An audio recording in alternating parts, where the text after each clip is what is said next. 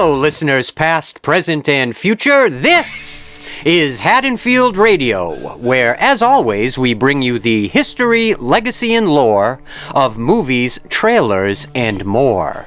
This season on Haddonfield Radio, we will be bringing you a deep dive, fan commentary analysis of every single film in the Friday the 13th franchise, featuring everybody's favorite, mute, murderous mongoloid, Jason Vorhees.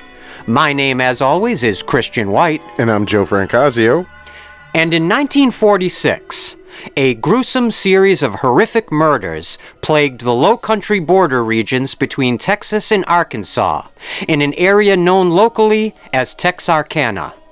The unidentified serial killer, whose specter-like presence led investigators in the press to dub him, quote, the Phantom Slayer, attacked 8 people over a 10-week period, savagely murdering 5 of them. 2 of the survivors of the Phantom Slayer's 10-week reign of terror were a couple named Jimmy Hollis and Mary Jean LeRae. They were the only 2 lucky survivors of the Phantom Slayer's unspeakable violence who were able to bear witness to the serial murderer up close and live to share the disturbing description of the psychotic madman. Slayer survivor Jimmy Hollis eerily gave investigators a highly detailed description of a tall, well-muscled, and unimaginably imposing man who was most memorably wearing a filthy white sack over his head with 3 ragged holes cut into the cloth, revealing a mere glimpse of the killer's dark eyes and mouth.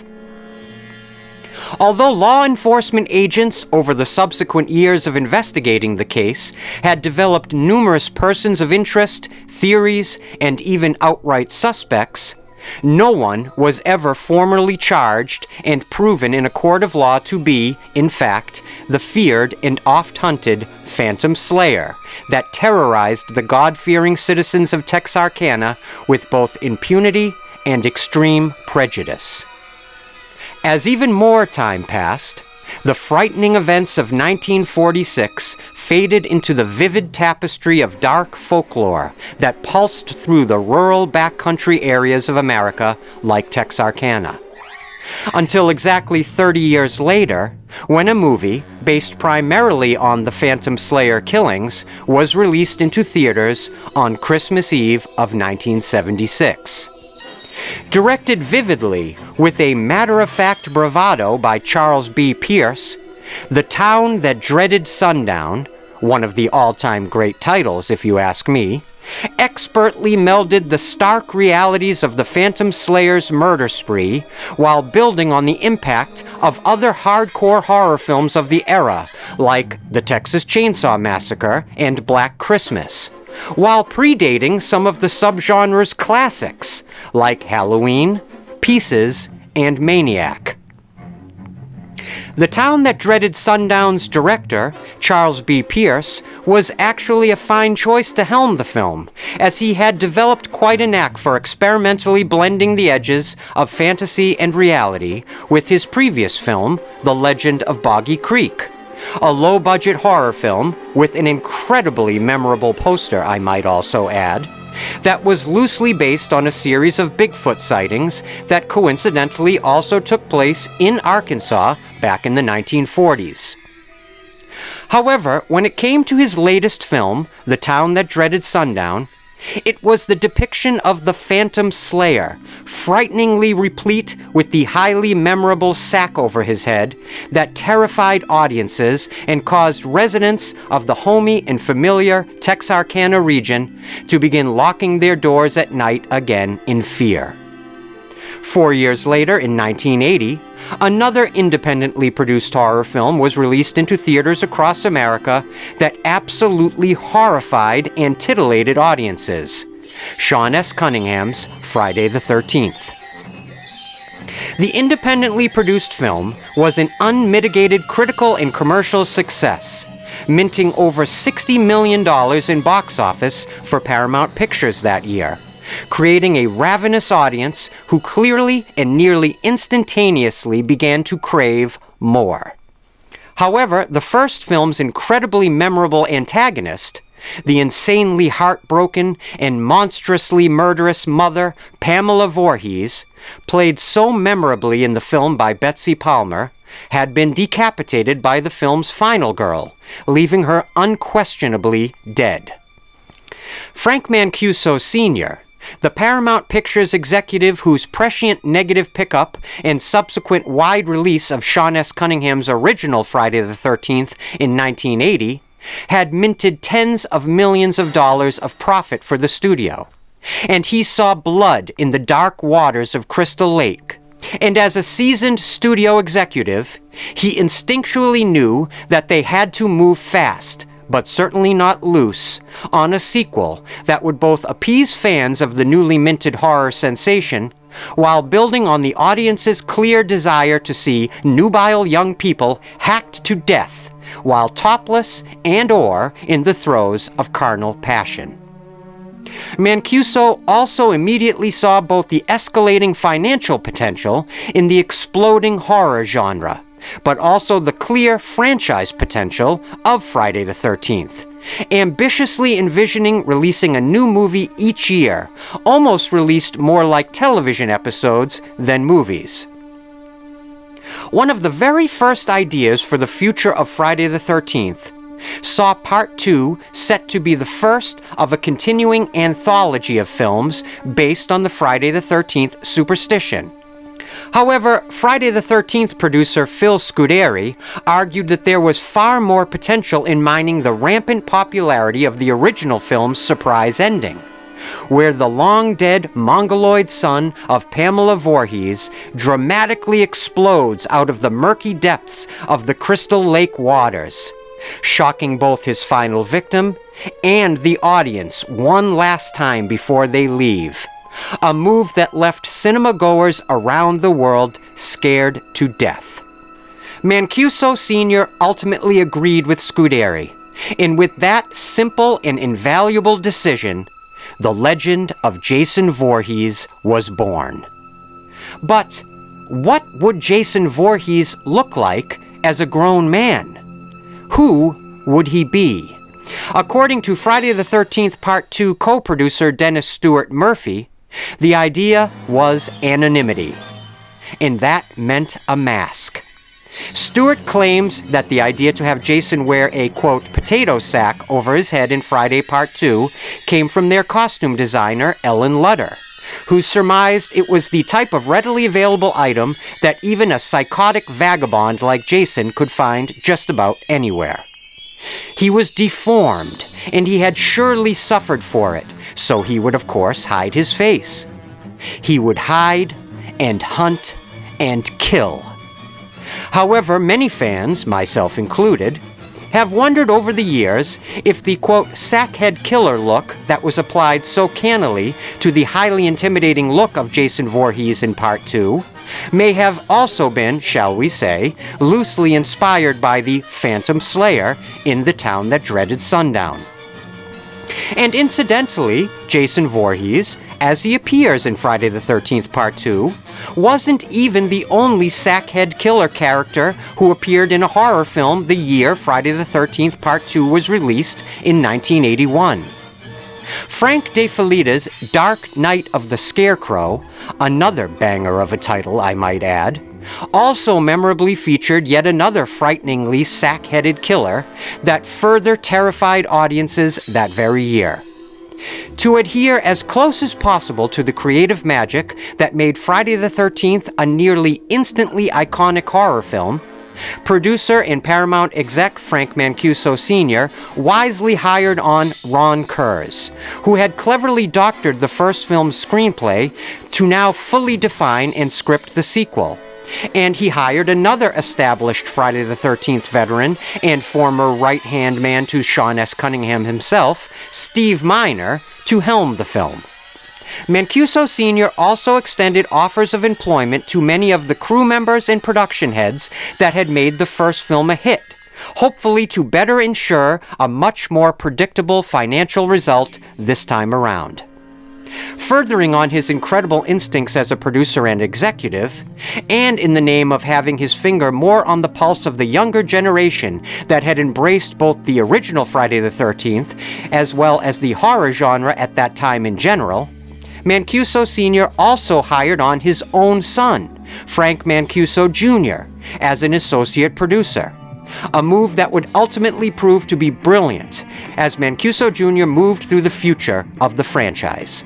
However, two of the first people who were offered employment on the upcoming sequel were two of the artists whose incredible and mutually singular talents contributed highly to the ultimate success of the first Friday film. Special effects artist Tom Savini and his crafty and loyal partner Tazo Stavrakis. Yet they respectfully decided to depart the quickly crewing horror sequel in order to work on another film about a satanic cult called Midnight, a production crewing in Savini's hometown of Pittsburgh, Pennsylvania, directed by Pittsburgh veteran John Russo. Savini had also just completed special effects work on what many felt at the time to be a mere clone of Friday the 13th, The Burning, another so-called quote-unquote campfire horror movie featuring a demented killer called Cropsy, a character that would require uniquely realistic burn appliances that had both intrigued and ultimately confounded Savini. Savini and Stavrakis were actually replaced on Friday Part 2, first by future special effects legend Stan Winston. But when his participation fell through, it was journeyman effects artist Carl Fullerton who was assigned the task of bringing Jason's wrath to life for the first time. Finally, on May 1st, 1981, Friday the 13th Part 2 was released into theaters across America, and fans of the first film, dying to see more, lined up in droves. Mancuso Sr. had shrewdly managed to deliver the handsomely produced sequel for release on time while only spending a paltry $1.25 million on its efficient budget. Ultimately, Friday the 13th Part 2 grossed a very promising $21 million, which, while amounting to a small step down from the windfall that the first film provided, it still deftly proved that there was still plenty of blood in the dark, mysterious waters of Crystal Lake. Our story of the Friday the 13th franchise continues here. This is the history, legacy, and lore of Steve Miner's OG slasher sequel, Friday the 13th Part 2. And Joe, here we are, 24 episodes into Haddonfield Radio, an unbelievable number. 24 episodes. And I have to ask you the question everybody is waiting for you to answer with bated breath. Joe, what do you think, generally speaking, about Friday the 13th Part 2? I think it's a real solid entry. It doesn't offend me in any way, but it doesn't really get me crazy excited either, you know? Wow, I'm actually very surprised by that. I watch it mainly for Kristen Baker's scenes. She was, you know... That makes camp sense. Counselor. No, seriously. I'm actually I thought you were... My guess is that, and I'm going to tell you right now, my guess... Let me just take my my reading spectacles off. My guess was that you were going to say you love this movie. Like I said, I don't not like it. It's just I think it's too formulaic for you know. It did what they did on this one, what they were doing in the first one to Halloween, where in the first one they literally Victor Miller breaks Halloween down to like, you know, this is like its component parts. Right, like this is how you make this type of film. This is the formula, right? So when they did Friday the 13th Part 2, they basically looked at Part 1 and said, okay, that was a hit. Let's look at that formula. And Ron Kurz basically just did the same thing and broke it. I mean, you watch it. It is so similar in sort of its beats. Some of the kills even are just, you know, variations. So similar to The part to one. part one, right? Yeah, right, I mean, right. a lot is similar in how it kind of plays out in the story beats, and I think Frank Mancuso Sr. as a very, like I mentioned him as a seasoned studio executive. I think he realized that the audience that really appreciated the first film and that were really like supporting the horror genre in the late 70s, early 80s to such explosive levels of success. I think he just realized, I'm going to give the audience as an executive literally exactly what they want. Yeah, he embraced the idea that people were realizing, after Halloween, after Friday the 13th, like young people especially, they were entertained by sort of less story and more gore in their films, and that actually is what kind of turned off Sean Cunningham from coming back. Right. That's right? true. But Mancuso kind of embraced the idea. I mean, he's a money man, and he was like, well, let's do this again. And then what he did differently the second time around, where the first time, just to get it sort of made and out there, they had to split up distribution between Paramount and Warner Brothers, depending on if it was overseas or here in America. Well, Mancuso, the second time around, he goes and secures the worldwide rights for the movie just for Paramount, so that he knows now if we have another hit, they're gonna get all the money. They don't have to split anything with Warner Brothers. You know what I mean? Right. So his goal, like the intention with this film, by the time it's getting made, is basically to make another Friday the 13th sort of part one and make a lot of money. And so that's why I feel like the movie has just a little less soul to it. You know what I mean? No, I can kind of see where you're coming from. But it's an important stepping stone in the franchise and where we're going to go with Jason. And, it's because this movie is so problematic with its story. It's no secret, when you really There's certainly been a lot of criticism over the decades. Try to break down Jason and where he came from, and maybe then where he was in the first one and all that.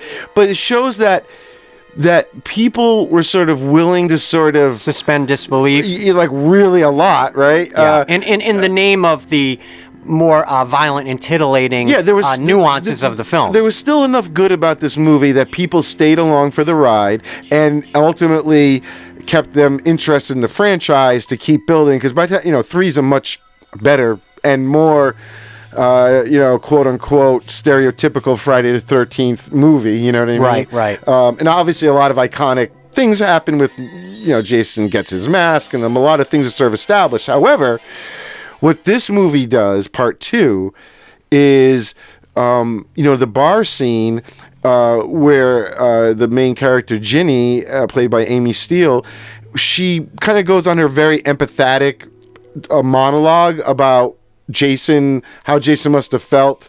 So she, in that sort of scene, establishes sort of the psychology for the whole franchise that drives Jason. I was just going to say, I think that little soliloquy she delivers becomes so emblematic, like you're saying, of the design of how Jason would evolve over the films. It sets the template for Jason in an expositional way. It really clearly establishes what his motivation in just killing in general is, I actually really like a lot of the writing of Ron Kurz in this film. Now, the funny thing is, I have issues with Ron Kurz as a participator in the franchise, as somebody who has sort of stolen valor, shall you say, over the years, from some of the other creative people that may have contributed more to ultimately the franchise's success. Ron Kurz claims a lot of credit that I personally, as a fan, don't believe he significantly deserves. No. But I will say, in terms of just his nuts and bolts writing on Friday Part 2, I think the screenplay is very good for a standard independent horror sequel of that era. And a lot of the expositional descriptors of Jason, of the mythology that was building, I think are very effective. It's a very, like I was just thinking, it's a very effective kind of evolution of the mythology connected to the Vorhees family or legacy, the curse idea that plagues the fictional realm of Crystal Lake. I think all that stuff is developed really effectively in this film in kind of a humble way. He had a great blueprint. You know what I mean? Right. He looked at part one and sort of filled in the blanks differently. But he came from, so he was from the Boston Boys, you know? That's what. Now explain who they were, just in case. The three producers from the first movie that gave Cunningham the money, basically, to get it made. You know, in the first movie, they brought Ron Kurzin, Boston movie theater owners. Very described as mobbish. You know, these were guys. They owned the Esquire theaters. They had some luck in distributing some films and doing some film work. And in the first movie, they brought Ron Kurzin as sort of like a script spy. doctor. Well, yeah, but also he was also reporting back. It was sort of like, right? Right. But then, so in part two, they kind of insist, well, he's going to be the guy here. He's our guy, so he's going to write this. And especially since he already kind of worked on part one. And those... The Boston Boys, those three guys... It was Phil Scuderi, Steve Managian, and Bob Barsamian. They called a lot of shots, especially Phil, in terms of part two. You know, like you said in the beginning, he was the one that insisted that, nope, we're staying with Jason. Well, it was less that he insisted in that he really... believed that there was so much potential in that shock ending that numerous people have, of course, we talked about this in the last episode, numerous people have claimed credit for the idea of that shock ending from the first movie. Well, I tend to believe that the impetus for it came from Tom Savini. Yeah, I think it's more clearly stated it came from Savini. And of course, Savini was lifting it. We talked about this last episode. Savini was lifting that inspiration from he had seen Carrie, and Carrie had a shock ending. And De Palma had lifted that shock ending, as we mentioned last time, from the movie John Borman's Deliverance. And in part two, like I said, they just do the same thing. Think about it. The end is Jason the end popping is exactly up the same. Out of nowhere, over the girl and also her, not to mention it could also be a dream. It could also be dis-reality. So it is emulative of the first film, which is emulative of other films. It's interesting. And then going back to Savini, that was the biggest reason why he didn't want to come back, was because he didn't understand how they could be using Jason again. Jason's dead. Even I saw documentaries where he stated, like, that ending's a dream, like, of the first one. Jason is, and then you even talked to Victor Miller where he says it, in my script, Jason died as a boy. End of story. Let's touch on that just for a second, because that's an important distinction. I think the reason why Victor Miller, of course, did not return, because as I mentioned in my introduction, many of the production heads and crew members from the original 1980 Friday the 13th returned to perform their duties on the sequel. One of the major creative contributors to the first film and to the mythology of the Vorhees family and of Crystal Lake was, of course, the original screenwriter, Victor Miller. Mm-hmm. But he steadfastly refused to accept the idea that Jason Voorhees was going to continue on as a living killer. Mm-hmm. And he had nothing to do with that end scene. No, he had absolutely nothing. That was not in his script. It was not in his screenplay. They kind of made it up on the spot, which is sort of the MO for all these movies. There's a lot that is figured out on the spot, and even dialogue. Like, as much as the screenplay was good, you listen to the actors ultimately talk about how much ad-libbing they actually did do in the movie, because there just wasn't any dialogue in the pages they were handed that day, I want to also talk a bit about the box office. When I was researching this movie for this episode, it's interesting. I read a lot of analysis on Friday the 13th Part 2's ultimate theatrical box office take, which was about $21 million. Mm-hmm. Now, of course, that is a major step down from the $60 million the first film made. However... But compared to its budget... That's the point. Yeah. When you look at the budget, it is unbelievable to consider that the film Friday the 13th Part 2, whatever you think of that movie, I think anyone can admit it is a very handsomely produced film. It looks good. It's a solidly made film. Is it as good as the first film? That's up for debate. But it certainly is I think it's a much more handsomely produced sequel than a lot of other horror sequels of that era that were certainly rushed to meet an audience expectation or need. I think Steve Miner did a very efficient job of directing this film, I think he ups the ante on the violence. He ups the ante for sure on the sexuality. Oh, yeah. I use the word titillating in my intro because that's the word I keep coming back to more so than violence or anything else when it comes to Friday Part 2. I find the movie to be very titillating. Well, I think this one more than Part 1, they realized the allure that the young campers messing around in the first one had, the effect, and they amplified it on this. And right. Just really quick, you should mention that this was Steve Miner's first directorial job. Yeah, And of course, in the first film, Friday Part 1 in 1980, Steve Miner had kind of cut his teeth, essentially being the right-hand man of that film's everything. Director, Sean S. Cunningham. Yeah. So he really knew basically everyone involved in that first film. He was sort of a go-between. And then conversely, for this one, his counterpart, like you mentioned in the beginning, Nick Mancuso Jr. Frank Mancuso Jr. Frank Mancuso Jr.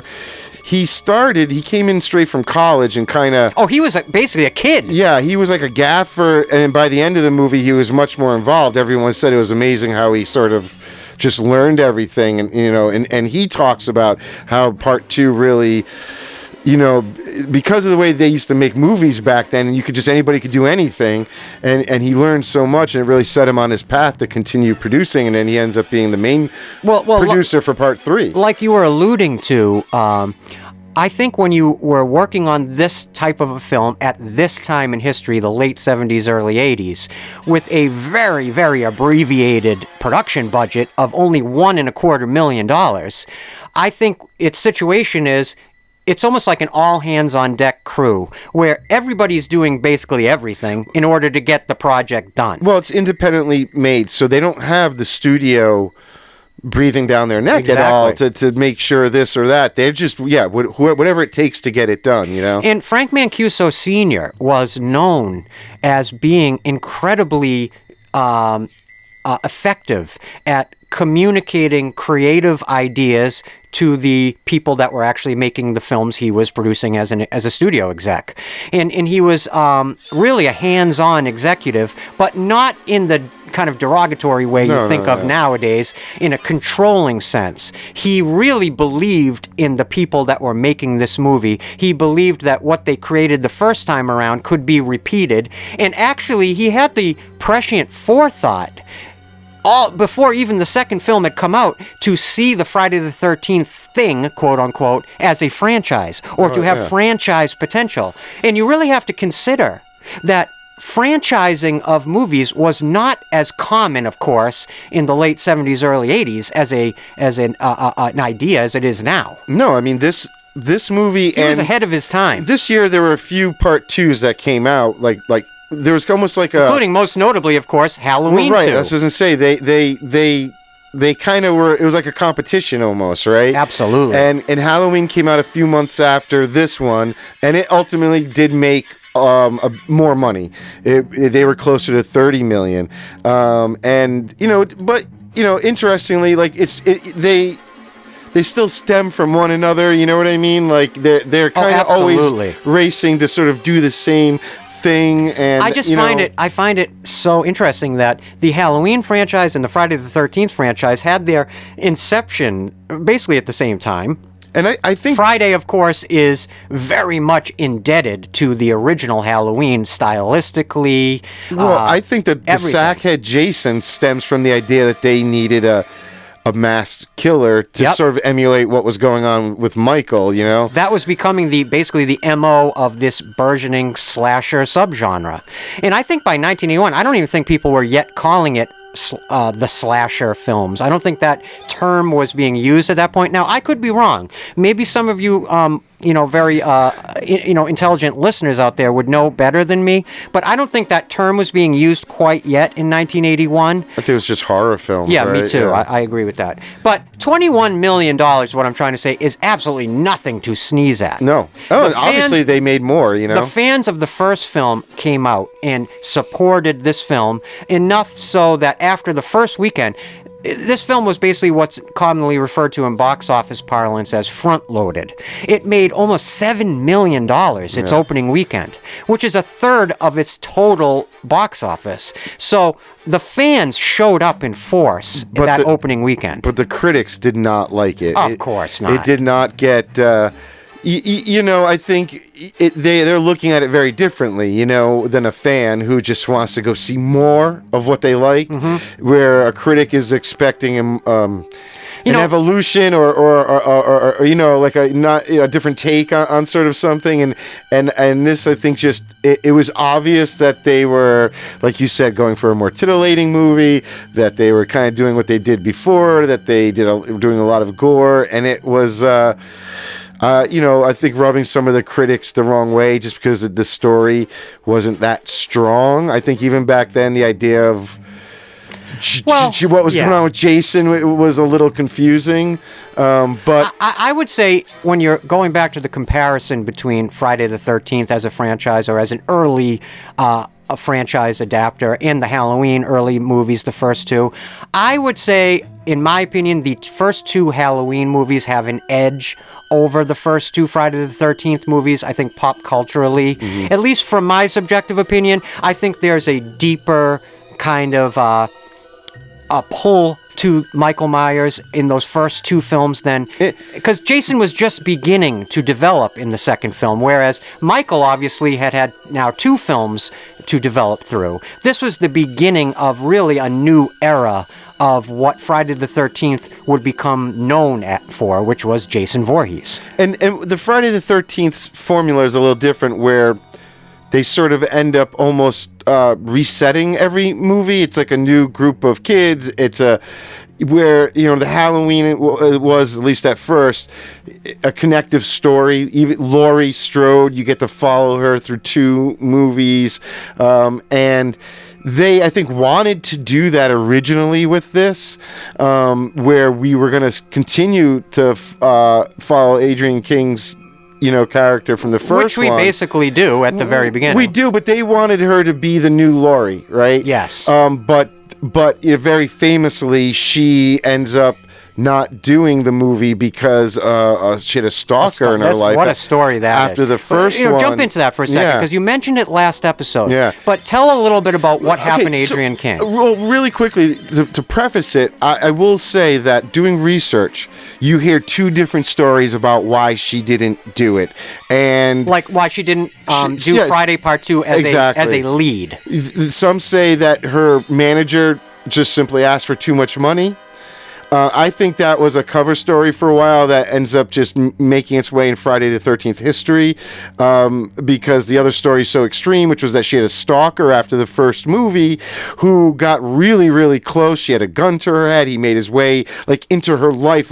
He started stalking her, but then as a person kind of befriended her, and she didn't realize it was her stalker. So she was unknowingly sort of giving this guy a lot of personal information that allowed him to basically get into her life as a stalker, way into it. And people weren't taking it seriously back then. It wasn't such a common thing with stars yet. And so she, I think it was kept a little quiet and everything. So the other story was that because of that, she wanted to kind of get out of acting and being in the limelight, and kind of basically said, she knew she owed a lot to Friday the 13th and wanted to do something for them, and ends up doing that cameo.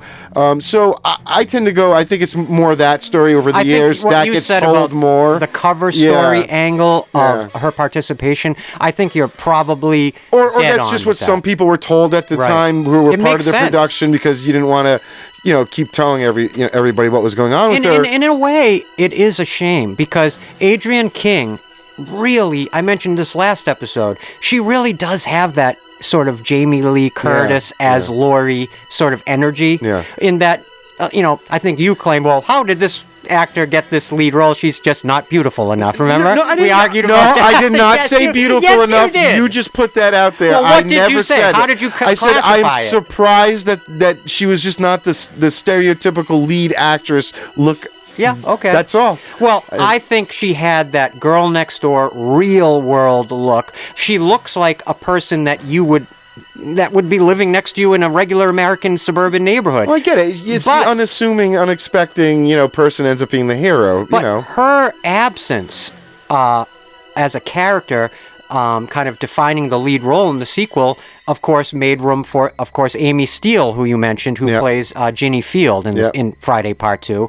And she becomes one of my favorite characters in the entire franchise. Well, yeah, she's definitely known. It's one of the better things that comes out of Part 2. A lot of people love her. And we'll point them out when we're going through the movie. But Amy Steele gets some really iconic moments in Friday Part 2. Yep. That when you think of, like, the most memorable moments of the series, there are at least one or two that are directly from this film with Amy Steele's character. Her putting on the sweater at the end so and stuff. iconic. Like, that's always what pops in my head. The idea of pretending to be Jason's mother, that goes through and ends up even in, like, the... I think there's other sequels where that's played with. I know in the Platinum Dunes version that appears, that By the way, are appears. we covering the Friday the 13th remake? Absolutely. Yeah, at the end of all this? First off, that should be our season 3 finale. Well, I right, think. yeah. And the reason why is if you think of past seasons of Haddonfield Radio, in both of our past seasons, we've kind of rubbed up against those Platinum Dunes remakes that are actually, to a degree, quite good. Yeah, especially the Friday 13th one's a little better than some of the other remakes. I would argue that the Marcus Nispel 2009 Friday the 13th Platinum Dunes film, especially what's called the Killer Cut, which is essentially like the director's cut, is one of the better Friday the 13th films. There are elements in that film, and we'll get to more of this when we get to that movie, probably a year from now, but our listeners in the future, you can go there and let's do it right now. But I will say that I think Derek Mears is an incredible Jason, one of the better Jasons, and I like some of the evolutions in that Platinum Dunes style as it appears in that film. I think it's one of the better Platinum Dunes remakes. Yeah, they pull from, like, the first 3 Friday the 13th. It's sort of like a greatest hits. It's like, it's imagining you get to write a Friday the 13th movie sort of where you get to now logically establish sort of what happened to Jason and everything. Right. Where these movies kind of keep trying to retcon a little bit and add in after this... obviously this idea that Jason was supposed to be dead at the end of the first one, which leads me to this weirder, bigger idea I had that, going forward, the idea of Jason being resurrected after he dies from these various different ways he's impaled or whatever, it's not far-fetched, right? It's literally what happens in some of the future movies.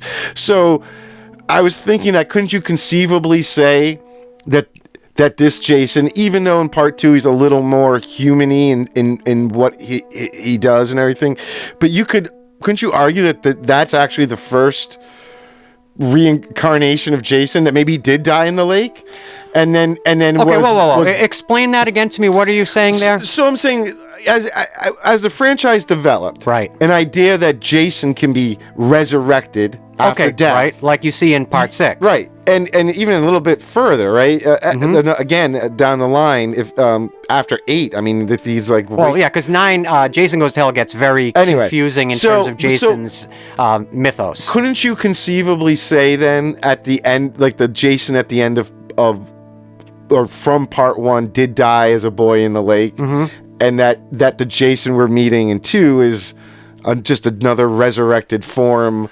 I mean, I've also heard of him, and that he wasn't just living in the woods the whole time. I've also heard people speculate that the idea, and this is just conjecture, this idea, that the character we call Jason Voorhees that starts in this movie may actually have not been Jason Voorhees at all, just somebody but else, just some psychotic, vagabond. Everyone assumed was because he's either picked up the mythological mantle in terms of the in-universe understanding of the events that happened in the 50s and the 70s at Crystal Lake. But he's got the shrine to the mom. That's of course, that's what makes him Jason. Yeah. I'm not suggesting I agree with that idea. I'm just bringing it up because we like to, here at Haddonfield Radio, Joe and I really like to aggregate all the information we can find about these movies and bring it all together into one place in these episodes. So I only bring that little piece of far-fetched conjecture out just to represent it as a thought. Yeah. Do I think that this is just somebody else taking on the mantle of quote-unquote Jason Voorhees?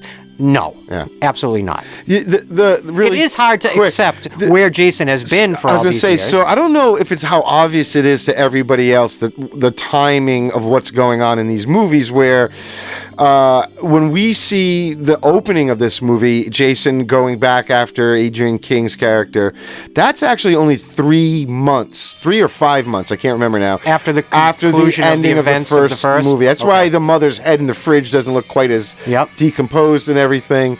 And then it jumps 5 years to when those counselors. So it's seeing a larger, bigger Jason in that 5-year jump isn't that. I can go along with it. It's the idea that we're seeing adult Jason in that 3 months after the first movie. That's where it really gets weird. Like, so he was in those woods and seeing his mother lament his death, but he never showed himself to her. You know what I mean? You mentioned earlier, and I think I added to it the idea of the suspension of disbelief quality of Friday the 13th Part 2. You can't get stuck on it, I guess. You almost have to, in a way, and this might sound strange, but you almost have to sort of come into Friday the 13th Part 2 almost divorcing yourself in a way from the events of Part 1. Yeah, you kind of do. Even though they are directly connected and related, and this sequel is directly continuing the mythology and themes and ideas of the first film, I think in a way you almost have to, like push that out of your mind to enjoy the film as it unspools and just take it as what I would consider the first chapter of this new era of a burgeoning franchise. Yeah. And remember last episode I talked about how there are these eras of Jason. Mm-hmm. Well, here we are at basically where you're beginning the journey of Jason as quote-unquote a living being who is essentially just a psychotic mass murderer. This is the most human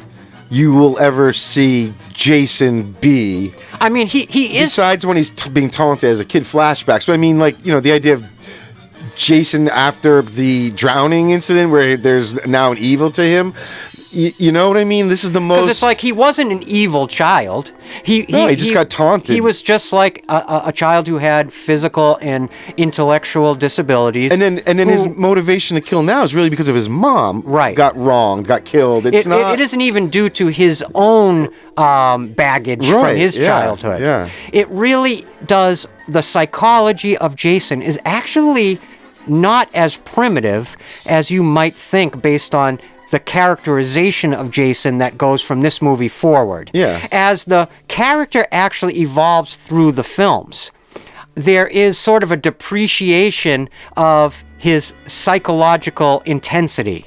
Whereas Michael Myers as a character has this psychological sharpened edge that essentially carries through all the films. If you look at the Friday the 13th films, as we will be doing this season, you will see that it's almost like every film, the filmmakers sort of reinterpret Jason with almost less and less and less of his humanity. Exactly. He becomes there's a point where he becomes more of a boogeyman monster that people are able to roll with whatever happens to him. I mean, from Part 6 on, Jason is what I would call a revenant.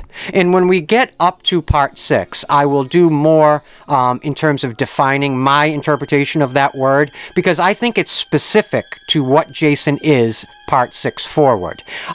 Some people refer to him as a zombie or as like a living dead Jason, but I think of him specifically as a revenant. And because of that, he has a specific kind of set of functionability that guides him through the rest of those films that, like you just said, allows him to sort of do anything he wants and get away with it in terms of his abilities. Yeah.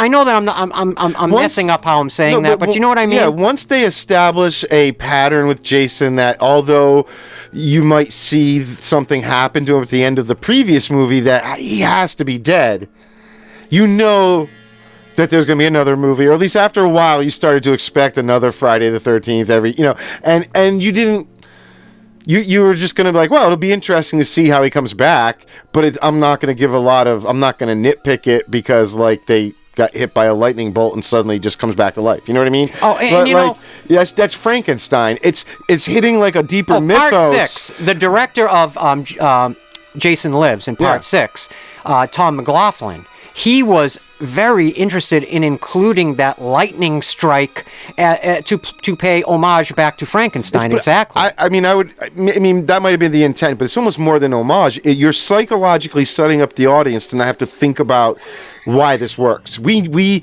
know from Frankenstein and all these other movies, you get hit by lightning. There's something in these horror movies world that allows a body to come back to life when they get hit by lightning. So, you know, you can do it to Jason without it having to be explained that much. Well, again, when we get to our 6th episode of this season, we're talking about Jason Lives, which is one of my favorite Friday movies. Yeah, definitely. And I think Tom McLaughlin is an entirely underrated horror director, and his entry in Part 6 is such an incredible balancing act between some strangely comedic elements and real deep violence and horror that you've come to expect from the franchise. Mm-hmm. He just added some really successfully interpreted, almost comedic or more fanciful or fantasy-esque elements. And that's really that connects back to Frankenstein. And I would also add, in my opinion and in my understanding of a revenant, I would say Frankenstein's monster himself is actually also a revenant. Mm-hmm. So again, there's a connection there where I don't see Frankenstein's monster like, you know, like as he was depicted in like the James Whale movie from the 30s or the 40s, whenever that came out. He is clearly not a zombie. He retains intellectual abilities, which makes him more a revenant. Just like how Jason, he's not a mindless creature from 6 on. He's still actually thoughtful, and he can consider his environments. He can consider what he's doing. I mean, in Part 8, he has a boxing match with somebody. But he's not. There's a certain point where he is no longer concerned with himself as something he has to worry about being hurt or to keep himself alive or you know, I love in this movie you get this glimpse. There's a feeling to Jason that is gone after this movie where you see more of a guy just hiding in the woods and, I'm so glad and made himself a little house, and there's a little bathroom, there's like, you know, there's pots and pans and a lantern. Like there were things he did every day as a person to be his version of a human. Well, if you just, and then that just goes away after all you have to do is just look around the cabin that he lives in and look at the production design and the fact that Jason has literally constructed an altar. And in the Ron Kerr's screenplay for Friday the 13th Part 2, he literally defines what Jason has crafted to show his mother's head as an altar. Yeah. And I think that word and the idea of an altar is so interesting in terms of Jason's psychology, Jason's reverence to his mother, his need for this like insatiable bloodlust he has to both avenge his mother and destroy anyone who comes into his woods, his forest, his own crystal lake. In my head, the story is developed is that, like, just based on what has happened, you have to go with the idea that we know his mom was the one originally killing all these campers and other people besides from that we hear about from before the events of the movie, the first movie. So Jason must have, if he was truly alive still in the woods, he didn't reveal himself to his mom for whatever reason, but he must have seen that she was killing and doing these things. Exactly. And so yes, not only to avenge her, but it's also to like keep up his mother's work, because you have to imagine Jason's mind, if you want to think of him as a real person, was limited with whatever was wrong with him. He probably was more of a child level. I agree. So he thought very basically, and it's just sort of, mom is dead. He makes this altar, I assume because of the way he imagines her voice when Ginny puts on the sweater at the end and everything, that is a common thing, that he sort of envisions his mom talking to him there. You know what I mean? So it's like he's almost pretending to it's like, again, it's somewhat of those, it gives him a mission. It's returning to some of those thematic and some of the thematic ideas that you saw in the first film that were lifted from Psycho. Yeah. Totally. Some of those psychological disposition points that are given to Jason as a character really kind of line up in a way with Norman Bates. Well, it's funny because when they made part one, Friday part one, they reversed it, and then they make part two, and then they say, hey, let's just reverse part one, and so they're kind of going back to the original Psycho formula. Which is really actually interesting to me. Steve Miner was, from all accounts on this, sort of like, they knew it. He knew what he wanted, and he just got it. There wasn't a lot of wondering what they should be shooting, sort of thing. Like, everyone talks about how efficient he was at sort of getting this movie made. You always hear this idea that there was, with a lot of horror sequels, we've covered so many on Haddonfield Radio, where the general production story revolves around the idea that everything was either rushed, you didn't have an appropriately completed screenplay, we needed to meet a release date that was more important than the actual production itself. Yeah.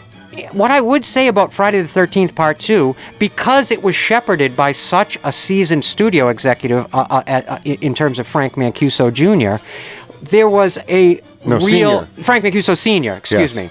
There was a real logical production that went into this. And like you said, they used a lot of people from the first one. So these people, and it's less than a year now that they already knew their job. And if they didn't get somebody back, like whoever got the job to replace that person was usually somebody still from the original production that then gets promoted. Like a promotion. So like the cinematographer for part two, Peter Stein, was the second unit director or cameraman from part one. But when the part one cinematographer didn't want to come back, so Peter got bumped up, and that's what they did in almost all their departments. And just to add to that, you have to look at the context of the era. The 70s were such a turbulent era, as any movie fan knows, even outside of the horror genre for the studio system. There was so many changes going on to how films were produced. A lot of films were starting to be made outside of the studio system, much like the original Friday the 13th. A lot more chances were being taken. That's exactly right. So it was just a very changing of the guard type era that was going on. And yet, this film was, like I said, shepherded by someone that was from the old school studio system, where films were made a very specific way, where you worked your way up through a crew list over time. I was going to say, and that's different than nowadays. Way different. A person can just be a really great artist and make like a really effective short film that gets seen by millions of people on YouTube, and then they can get a job actually directing a feature film. Well, back in those days, certainly in the 30s, 40s, 50s, and 60s, that was certainly not generally how things were done. You worked your way up the totem pole production-wise. You had people that would start in like a grip or a Best Buy position that would spend 20 years trying to get up to like a first assistant AD position and beyond. And they were just more accepting of letting people try, if you could do it, go for it. And that was part of like the MO of the DIY setup. Yeah. And so people got to, nowadays, unions and everything else, you're sort of a little more you have to stick to a certain craft, and you can't just, at least if you're already on a production, you get hired as an audio guy, there's no way they're going to let you try to be a camera guy because you just want to try it. Well, back then, Steve Miner, was, if they got stuck on the first one, or somebody didn't show up, somebody got sick, Steve, whether he could do it or not, he says, like, you just say, yep, I can do it, and you just figured it out. You learned, if you were smart enough, if crafty enough, if you had that filmmaker thing in you, you usually just jumped in there, did it, and had a new check mark on your list of things you could do on a film, And somewhere along the line in my research for this episode this month, I wish I could remember exactly who said this anecdote, but someone else involved in the production, maybe one of them, eagle-eyed listeners out there can let us know in the comments section if you know this information, said about Steve Miner that he was such a renaissance man as a filmmaker, that he actually knew everybody else's job as well as his own. And I think that's how he got this job. They knew you put a guy like that directing a movie, he's going to be able to tackle every problem because he almost knows everybody else's job, you know? And you know, Steve Miner is another one of those kind of underappreciated horror directors. He's actually made a few very significant horror films besides this one. Yeah. Of course, he went on to do the next Friday the 13th, Part 3, which I will say ahead of time, not one of my favorites, but he did direct it. It's odd because I hate, I don't want to say hate, but I really, his entry into the Halloween franchise I was just getting to that. Not my favorite at all. He, of course, directed Halloween H2O 20 years later. But I like all his other stuff. Even the TV, he did like so many TV shows that I used to watch and stuff that I was surprised to find out that he got to direct episodes on Growing Pains. Because back not Growing then, Pains, The Wonder Years, and back then, television and film, as all film fans know, were two very different camps. Yeah, but it was not very common for someone to vacillate between film and television. You went from television if you got a good enough reputation or had some success in television, and you wanted to essentially step up, quote unquote, into the film. Kind of into the film paradigm, well, that was the path. But you didn't see a lot of filmmakers choosing to continuously vacillate between television and film like you see in a 2024 scenario. Right. Well, and you know, Steve was so good in terms of in the film world. He was good at working quickly and getting it done, which is kind of more of a TV attitude. So he was sort of just perfectly matched to go do some TV. You know, he was used to working quickly and on his feet. And I also mentioned it in my intro. I found it very interesting and way ahead of its time. Frank Mancuso Sr., right from the jump in the success of Friday the 13th, 1980, he actually said, and you can find this quote, basically, I'm paraphrasing it, but he said, I can see doing a Friday the 13th movie every year, more like episodes. Yeah, there was going to be an anthology. It's so weird that you know, they were almost going to go down the same path as that the Halloween franchise tried to go to down the road. I thought that was so interesting. Another interesting sync between Halloween and Friday the 13th. And I think I haven't quite got to this point in the research, but I believe that when they get to the point of doing the TV show, that is basically. I do think it stemmed from the Mancusos. That's exactly right. And so I think it was sort of them like not really letting go of that idea. Because if you remember the Friday the 13th TV series, it didn't run for very long, but all of us remember it. The idea of the show really had absolutely nothing to do with the Vorhees mythos. It was very much more about the occult superstitious significance of the date Friday the 13th, which, as I mentioned in my intro, really was Frank Mancuso Sr.'s original idea for how to continue the franchise, seeing as how the primary antagonist of the first movie was unequivocally dead. I think Mancuso Jr. had a big part to do with the TV show. I think he probably produced a lot of it. I think from 3 on, as we will, follow as we go, Frank Mancuso Jr. becomes really the guiding force of the franchise. So, see, this is where I gotta do my research again, because I saw an interview. This is where I don't think he became a producer till 3, because there's a story that during the production of Part 2, when they're starting to sort of wrap up, he went up to the sort of the more seasoned producers that were already working on it. He's a young kid, and he goes, you know what? I have a choice to make right now. I can either go be an assistant to, I can't remember the guy's name. At the time, he was a big filmmaker, old school filmmaker. He's like, or I can produce my own movie. What do you think I should do? Right. And they said, you know what, kid, you could try producing your own movie. Absolutely. It'll give you. You'll get more out of it if it works. And he didn't tell them, though, but the movie that he was talking about was Friday the 13th Part 3. Right. And so that's why I didn't think he didn't get a producer role till Part 3, because he was saying that I get to produce my first film. So I don't know. He is listed in the credredits of this film, even on the poster, as associate producer. Maybe by the end of the movie, you and I both know from having, you've worked far more than I have in the actual film industry, but an associate producer credit can mean a number of things. I know, that's what I'm going to say. By the end of the movie, I'm sure when they realized how many different jobs that he did and what what he ended up doing on the movie. They, more or less, it's an associate producer. But you know what I mean? I think in terms of where he's taken on that role, really, as a producer, it starts big time with part 3. As a huge fan of special effects makeup and special effects makeup technicians all my life, I want to talk about the artist who kind of was in charge of Friday the 13th Part 2. A name you don't hear all the time or readily in the pantheon of kind of iconic pioneers in that industry, but Carl Fullerton, I think he does a great job on this film. I think the kills are fairly spectacular. I think what he does that's so brilliant and very humble is he chooses to essentially emulate the stylization that Savini brought to the violence of the first film. Yeah. If you didn't know better, you could almost be convinced that Savini did the effects on Friday the 13th Part 2 because many of them look nearly indistinguishable from the work Savini did in the first movie and other movies Savini worked on during that era.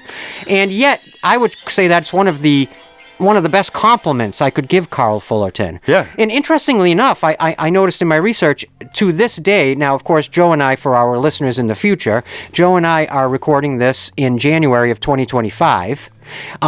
As of right now, for the past many years, he has been Denzel Washington's personal makeup artist, makeup technician. And if you look at Carl Fullerton's IMDb, you notice over the last 10 or so years, almost every single credit is every Denzel Washington movie. So that's kind of a pretty cool resume piece. I read that he was a student of Dick Smith.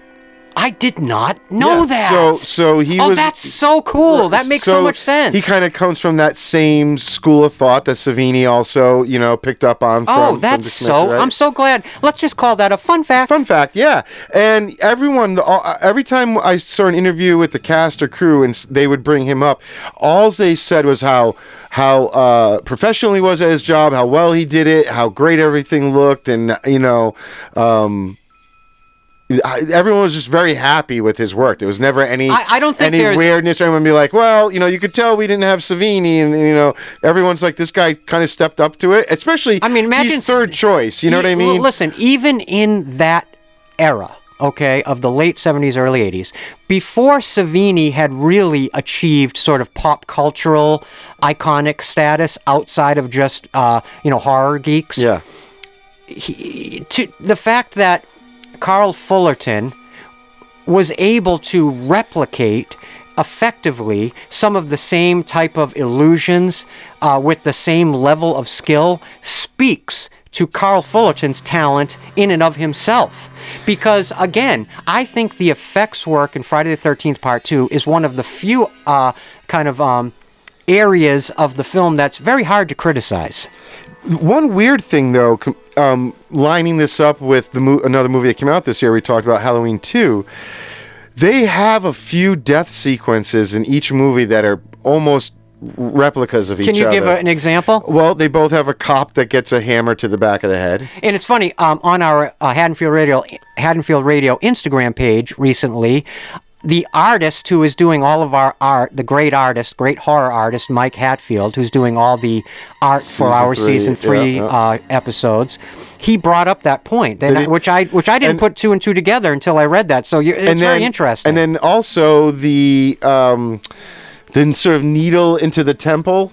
The nurse gets it, and then also Adrien King gets it. I'm not sure Adrien King gets a needle, but you're absolutely right. It's the same ice pick, but it's the same idea. Type of death. Yeah. It's definitely emulative, for sure. Yeah, in the same place and all that. And anyway... I'm just really finding it so fascinating that you brought up that I did not know that Fullerton is an acolyte of Dick Smith, because it makes so much sense to me now. And also, to sort of further back up how good Fullerton's work was, that...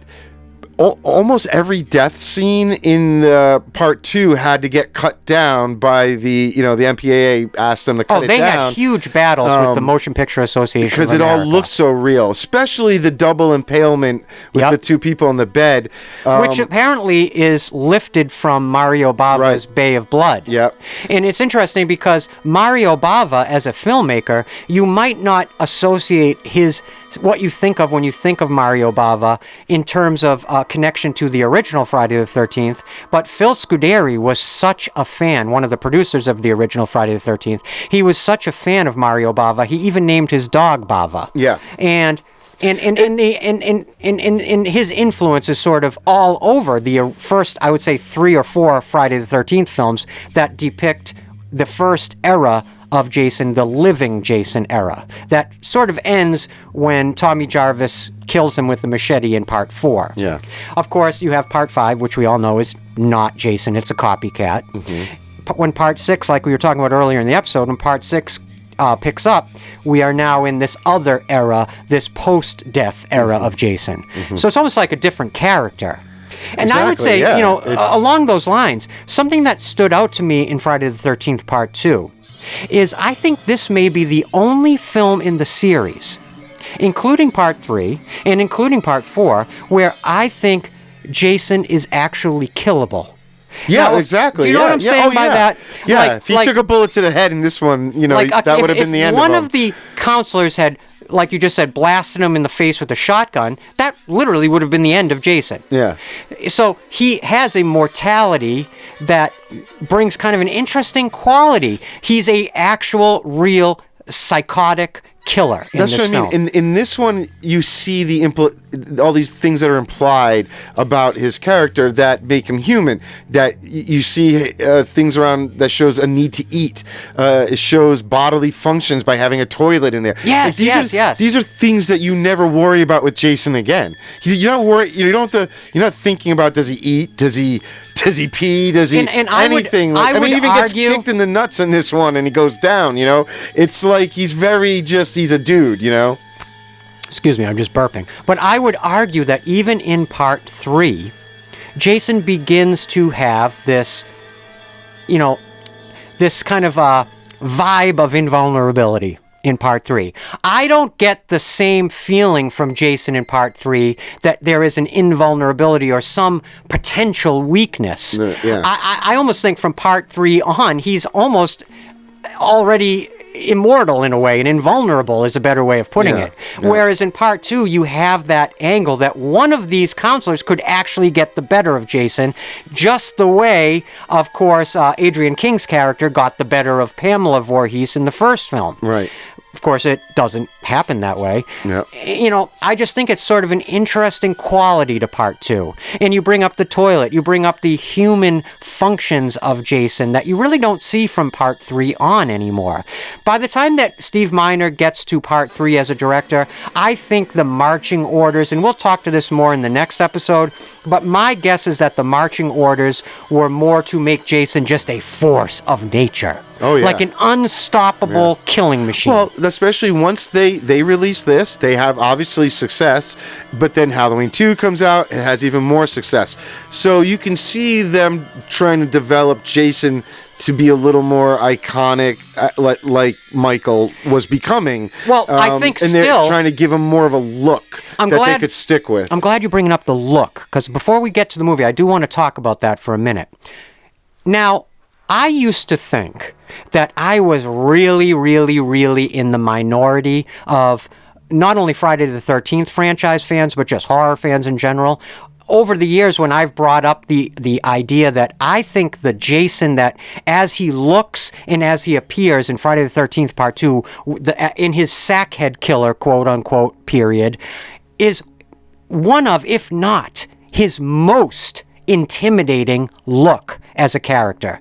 Now, I used to think I was alone in that assumption. More and more in my research for this episode, I discovered, especially now in the age of social media, a lot of people actually seem to agree with that conjecture, that even though the baghead or the sackhead look for Jason in Part 2 is certainly not his most iconic and definitive look, which you pick up again with the hockey mask in Part 3, which becomes his most definitive look, I would argue this is his scariest look ever. Yeah, no. Would definitely. you somewhat agree with that? Yeah, it's very creepy. It's something about the one eye hole. Yeah. It's so interesting and so spooky and creepy. What else strikes me from just a pragmatic level if you think about the fact, if you've ever had a Halloween mask on your head and you tried to imagine yourself as a killer, you realize how difficult it would be to be a successful killer with a mask over your head. You can't see or hear or you can barely function with even a standard latex Halloween mask over your head. Never mind a potato sack with one eye hole. When you're already developmentally and physically disabled, it's almost unbelievable that Jason could be as effective as he was with that look. And remind me, when we get into the movie, I've actually stories about that, but it's weird. I kept thinking that he would even feel the need to wear that bag if the idea is he is hiding in the woods, not to be seen, and hasn't been seen in like 5 years. Like, who is he hiding his looks from? That's the point I was trying to make subjectively in my intro. I personally believe Jason is wearing that the hockey mask ultimately, but certainly the bag over his head for himself. He is hiding his identity from himself. Jason, it's actually, to me, if it's true, it's just my interpretation personally, but if it's true, I think it adds such a unique dimension to Jason that he has this sort of self-consciousness about himself that would have been based on his fractured psyche from a childhood of being so bullied that he was literally murdered through being bullied. You know what I mean? That he was perhaps pushed into the water and not rescued during a bullying exchange, or however you want to look at it. When he was a little boy, he was so self-conscious of his appearance that now as a hugely, almost superhumanly strong killer, he still bears this very unique and very fascinating self-consciousness that drives him to cover his face. I think you have to bring up that at the time, too, another very popular movie which influenced his look and design at this point, and they've talked about this in different documentaries, was the movie Elephant Man. My God, I never thought of that. And that's another movie where they put the bag over someone's head, and so Elephant Man, David Lynch's Elephant Man, obviously came out before this. Yeah, not too long before, because they were a lot of them talk about that in the making, that they believe that had some sort of influence in what they were trying to do, that because blows my mind. It worked. Yeah, well, because if you think about it, John Merrick, the real person that is depicted so brilliantly by John Hurt in David Lynch's masterful film The Elephant Man, he also covers his misshapen head with essentially like a potato sack out of deep, merciless sense of anxiety and self-consciousness. Yeah. So it does bring an interesting connection to the psychology of Jason. See, Michael Myers... So it came out in 1980, I just looked. So yeah, it was the year before. Here's the thing. If you think about Michael Myers as a corollary, parallel example, Michael Myers has this extremely iconic look from not the first moment you see him, because he's a little boy with that clown mask, but the first time you see Michael Myers as a violent, escaped, lunatic, inmate adult. From that first moment you see him in that stark white Shatner mask, in his onesie, his industrial onesie, you realize that Michael's just got this stone cold iconic look, whereas Jason's look is very much a very deliberate evolution of style, but also psychological kind of what's the word I'm looking for? Psychological manipulation. Exactly. And when we get to part 3 in our next episode 25, I can't wait to talk about some of my theories as to why I think the hockey mask in and of itself was such a perfect mask, even though I think it was sort of, an off, it wasn't a real heavily thought of idea to use the hockey mask. But. No, I think obviously they were going to use it for part 3. Yeah. I don't think they had some grand plan of like, this is the way he's always going to look. You know what I mean? And of course, but eventually they decide to stick with it after probably you're seeing how people, liked it. Reacted. You know what I mean? And I think, and just continuing my thought, comparing him to Michael Myers, the problem I think that existed in Friday the 13th Part 2, when it became basically an equal pop cultural success in terms of consideration in the horror fans, they realized, well, Jason needs a signature look. The problem with the Baghead look, if you were to continue it forward, is it connects to other horror movie characters, like I mentioned in my intro, especially the Phantom Slayer from The Town That Dreaded Sundown. And if you in Dark Night of the Scarecrow came out also in 1981, so you can't really look at that as that's almost coincidental, right? Yeah. Because they would have been being created at the exact same time. Yeah. But Jason, going from part 3 forward, needed his own iconic look. Mm-hmm. Of course, the hockey mask just accomplished that in spades. But I want to talk a bit about the...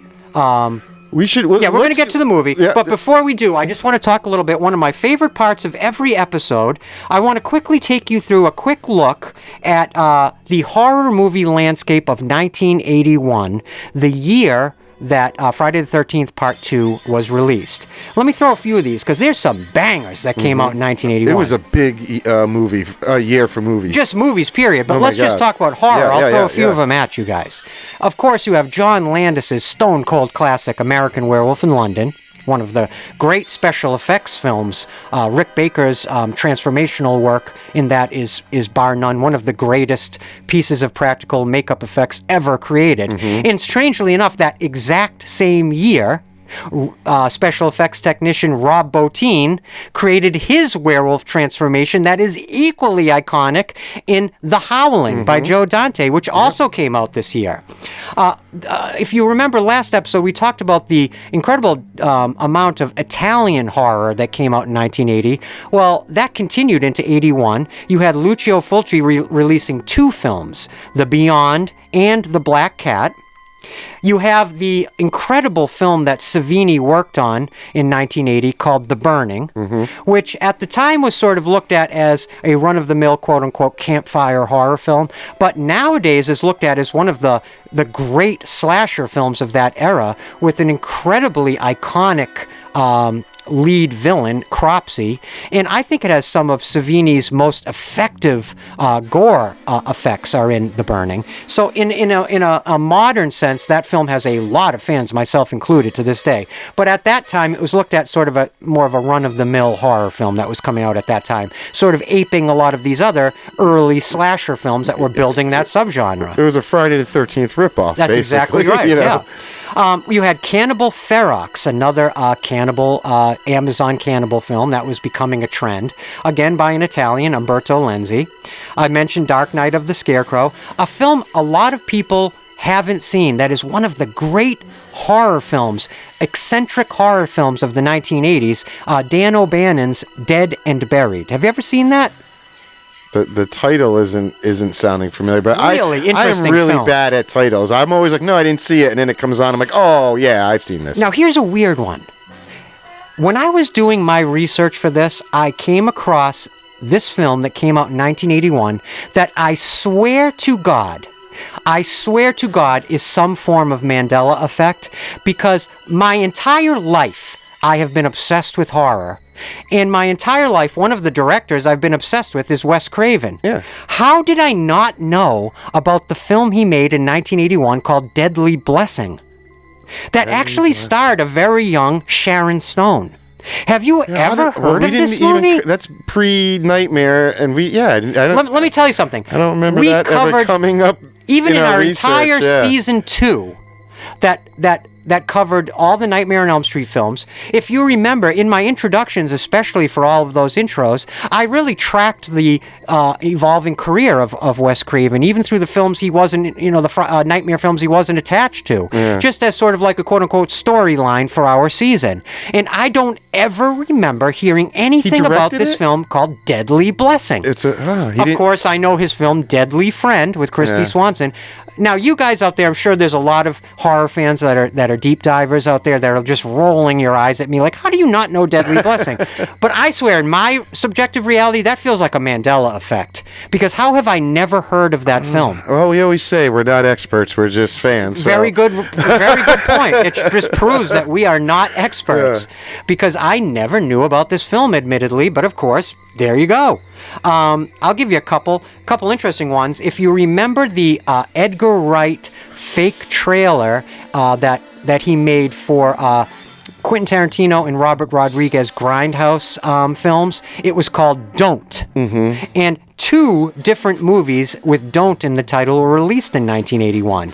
You had Don't Go Near the Park and Don't Go in the Woods. Both released in 1981, which I found very interesting. One of the all-time horror classics. We covered it in one of our Trailer Park episodes, Sam Raimi's The Evil Dead. Yeah. I mean, a stone-cold classic of any era. Galaxy of Terror, which was a Roger Corman film that contained some of the early special effects work of what is now one of the greatest directors of all time, James Cameron, and also featured an early performance by Robert Englund. Also interesting. An incredible haunted house film, perhaps one of the greatest haunted house films ever made, in a film that I consider one of the scariest films I used to watch as a child, John Irvin's Ghost Story. Have you ever seen that one? Now, Ghost Story I always bundle in my mind with the George C. Scott haunted house film called The Changeling. That, I would say, is it that one? Because I remember that. No, that was called The Changeling. Those are 2 separate films, but in my mind, I always bundle those 2 together interchangeably. Now, I don't know, like, stylistically if they're similar. I don't really know if there's a lot of similarities. I'm off the top of my head. But for some reason in my mind, I always have those 2 films cataloged together. They did not come out the same year, but they're just cataloged. So there must be something in my mind that connects them that way. Of course, we mentioned Halloween 2. Yes. Can't forget that one. We had the slasher classic Happy Birthday to Me, which is a very underrated slasher film, I might add. Mm-hmm. Another Lucio Fulci film, House by the Cemetery. I mentioned The Howling by Joe Dante, which I have to say, I used to watch on WLVI TV 56 as a child. And they used to run that movie as the 8 o'clock movie at least like every other week. It was one of the few films they had in their WLVI catalog. So I literally memorized that film, and it remains one of my favorite films of all time. Another great slasher film, My Bloody Valentine, came out that year. Well, a lot of people were trying to do the holiday, like the holiday slasher birthday motif. One, the Valentine. It was all stemming from Friday the 13th success. Here's a film that is getting a lot of steam nowadays. It's being remembered really fondly in a contemporary sense, and that is the film Possession. And I have to admit, I have to watch it. I have to admit, I've actually never seen it, even though it's considered kind of an iconic classic of that era. I've actually never seen it, and I'm really surprised I haven't seen it because I think its star, Isabella Gianni, is one of the most beautiful human beings who ever existed. So this week, I'm going to make it a mission to catch up on that film.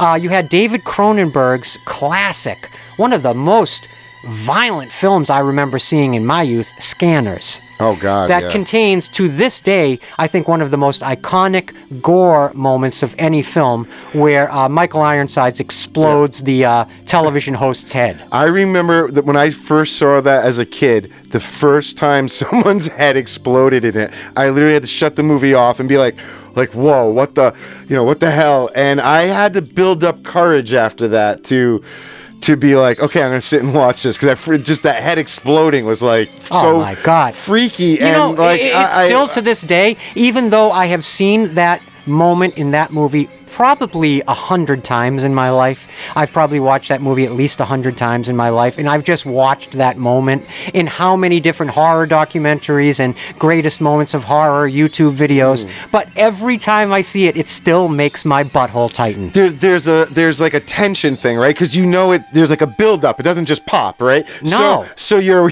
like waiting, and you're just watching the character struggle, and then it's like something about the mixture of David Cronenberg's incredible direction of that sequence, the acting of the actor whose head explodes, mixed with the suggestive acting Michael Ironsides is doing when he's doing these contorted faces, trying to explode this guy's head psychically. Yeah. And just the effect, the practical physical effect itself, I would say, even up till now, 2025, I don't think anyone's ever topped that exploding head. They did to it well. this day. Yeah, very well. And just to give you a couple of films that were outside of the horror genre, what a year 1981 was. You had Raiders of the Lost Ark, Stripes, Excalibur, The Road Warrior. You had John Carpenter's Escape from New York. Yep. Here's a film that I think should be classified as a horror film, Mommy Dearest. Yeah. I don't know how that film, it's classified on IMDb, I guess, as a quote-unquote biography or a drama. That's a horror movie. Yeah. That is clearly a horror movie. Yep. You had Time Bandits, horror. Cannonball Run, Taps, Body Heat, Arthur, Blowout. Clash of the Titans. Oh, one of my all-time favorites here, Dragon Slayer. Yeah. Dragon Slayer, which I think has the greatest execution of a dragon in terms of special effects that has ever been created. That dragon from Dragon Slayer was called Vermithrax Pejorative. And that dragon to this day stands in my mind as the greatest depiction of a dragon ever on film. To this day. It's and technically speaking, you know, a lot of people assume it's sort of like a stop motion old school effect, but it's not. What gives it this wonderful feel is it was I guess like a type of stop motion, but it's called go motion. Oh, yes. And they sort of filmed it in a different, you know, frame rate and speed and all that. But, you know, which was like an evolution of the stop motion technique. It was so you had to literally move every single frame. So it was a very unique look too, to sort of doing like a stop motion effect. Basically. And of course, you mentioned Clash of the Titans. Yeah. I mean, what an iconic film from our youth. Another stop motion, like. And I'll give you a quick little personal history story as a tangent, real quick, before we jump into the movie. Believe it or not, one of the most surreal moments that Joe and I ever shared in our entire lives, and I'm sure you'll agree with this, is in 2005, Joe and I were promoting really our first short film we had completed, which was called Kill, Kill, Kill, Kill, Kill. The reason, I know, there's that title. The reason we went out to the San Diego Comic-Con to try to promote our little DIY short film was because we had actually collaborated with a very well-known comic book artist named Ben Templesmith, who co-created one of the great horror comics of all time, 30 Days of Night, which became an incredible David Slade movie from not that many years ago, a vampire movie, which I personally love. He did our movie poster. And he did our little movie poster. It's it was one of those scenarios where the poster we had created cost more than the actual film we made and was better than the actual film we made. So we went out actually to San Diego Comic-Con essentially to promote the poster for our film, more so than the film itself. And the poster to this day, I think, is a beautiful work of art. And to work with Ben Templesmith was a total treat. We did his first on-camera interview. Yes, we did. At that convention. At that convention. You can find it on my YouTube channel if you look up my name.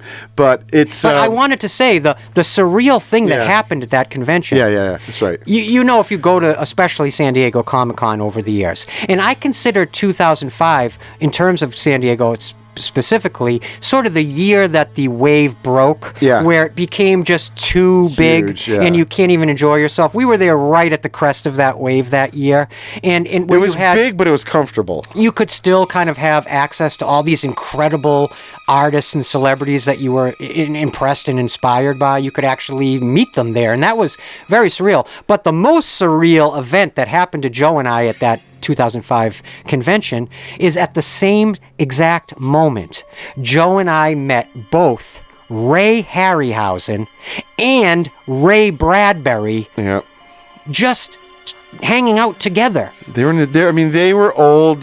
One of them was in a wheelchair. Harryhausen was actually pushing Bradbury in a wheelchair.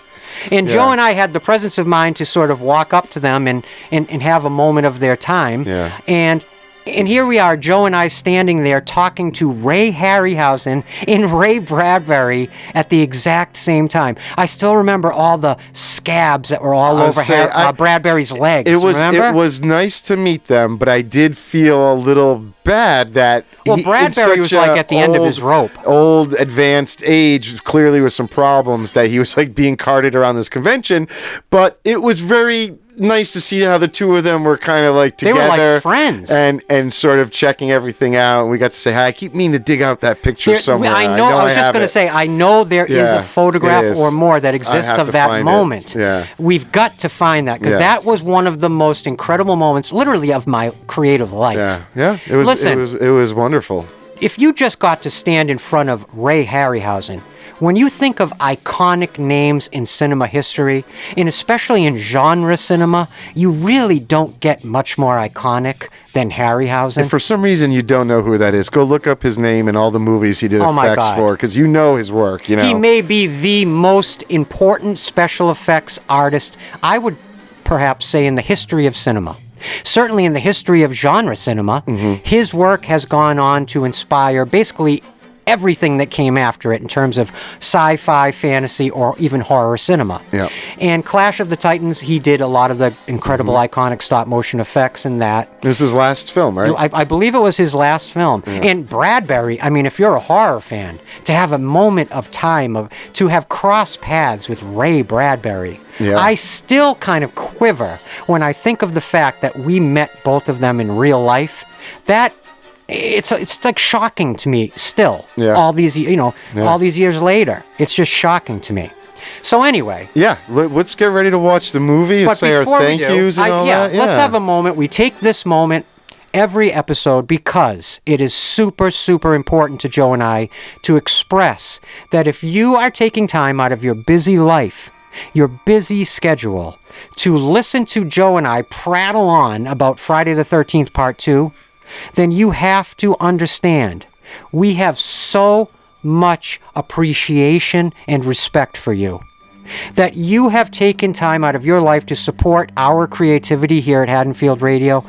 I know I always say it, and I know Joe and I always talk about it, and it may sound like almost a predictable point in every episode, or a broken record, or something scripted, but I swear to you, sincerely, to this day, it means, and it will never get old, it means the world to us that you guys are listening and supporting our episodes and our videos, because that is the literally entire reason why Joe and I are working this hard to produce this series and this channel, is simply to reach out to other horror fans and movie fans out there that just enjoy the same type of stuff on a deep level like we do. And in the amount of incredibly knowledgeable, creative fans and friends that we've met through creating these episodes over the years, really is a humbling experience for me and for Joe both. And we can never express to you guys enough what your continued support has meant to us and continues to mean to us as we go forward. Am I right? You're totally right. Thank you, everyone. And we've mentioned earlier, and we'll mention again, just to let you know as a note, if we get something wrong, or we miss something, or we misquote someone or something, we are not experts. We are just fans. We just love these movies, and we love talking about movies and talking about movies with other fans of movies. So if there's something we miss or get wrong, or there's something we could be doing better to make these episodes more entertaining or enjoyable for you guys as listeners, please let us know. We always take that under advisement, and many of you guys' like notes to us, we've incorporated into future episodes, because at the end of the day, like we mentioned on our last live stream, we're doing this show, Haddonfield Radio, very simply to entertain you guys, to create sort of like infotainment for you guys. So creating something that is valuable to you is what we want to do. So if there's something we could be doing better, let us know. If you love what we're doing, let us know. That warms the little black cockles of our hearts. But it means the world to us to hear from you. Anything. And if you do leave a comment, let us know where you're listening from. That's always so fascinating to Joe and I.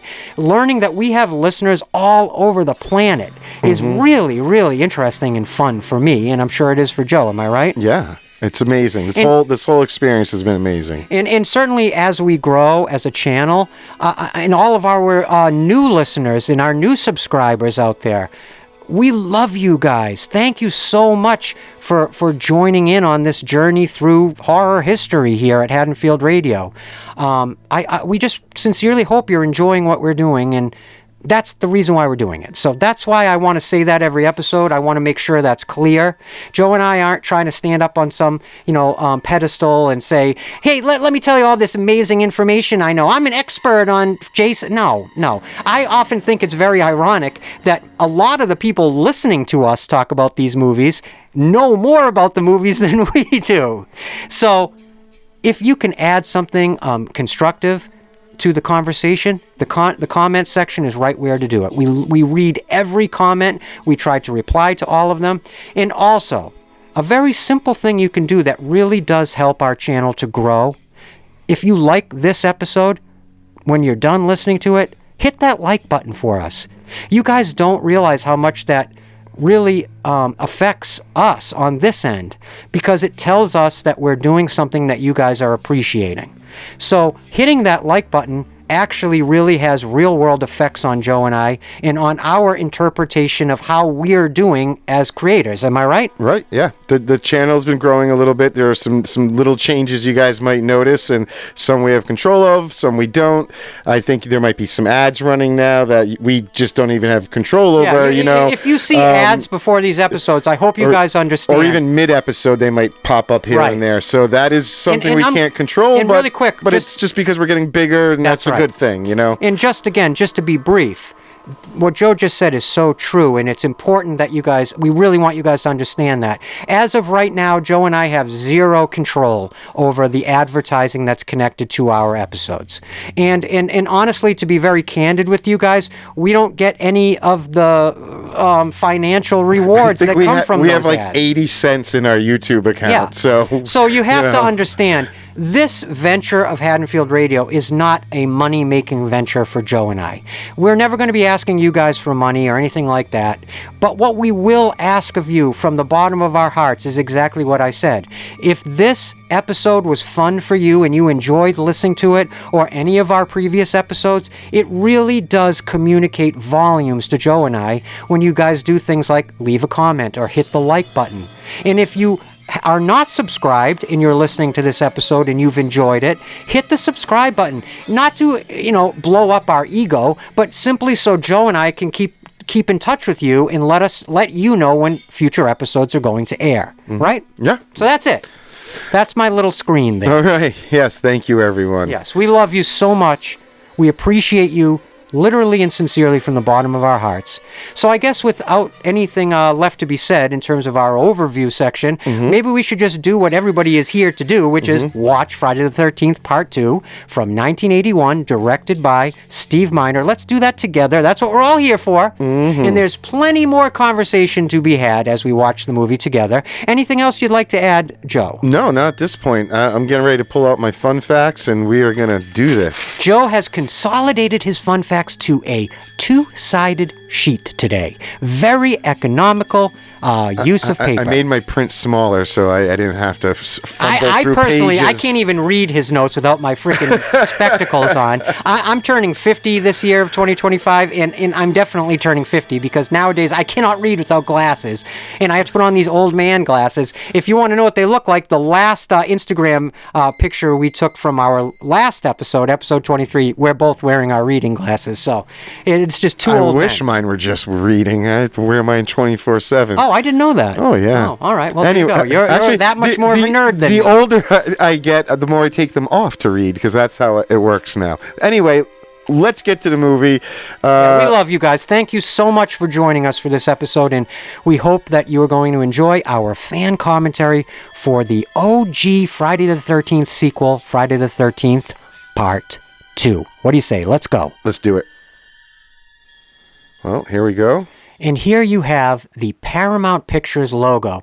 Really adds a touch of class to what amounted to a very humble little horror film, horror sequel. Well, yeah, an independent film, to have that Paramount logo before it sure does help, Yeah, I think it really does add something. And they want it there. They had such a hit from the first one. They're dying and hoping this one's also going to, be a hit.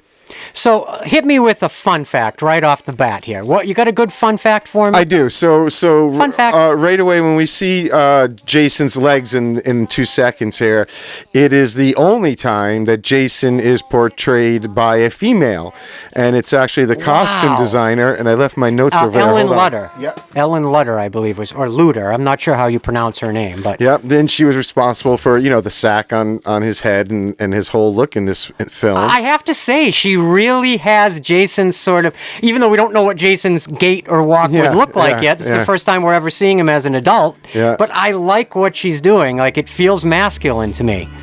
It's a little weird also the idea to think that Jason has been tracking, Well, you think, like, did he travel here? And how did he do that? Did he have a sack over his head? It's months later, so he had to have been, I don't know, stalking her, and not, to make an analogy of what was actually happening in her life. Isn't that creepy to think about that? How life was imitating art, was imitating life. She had to go film this when that was actually happening to her. Now, Adrien King here tells the story of her filming these scenes. It was only over 2 days. It was at the end of the production.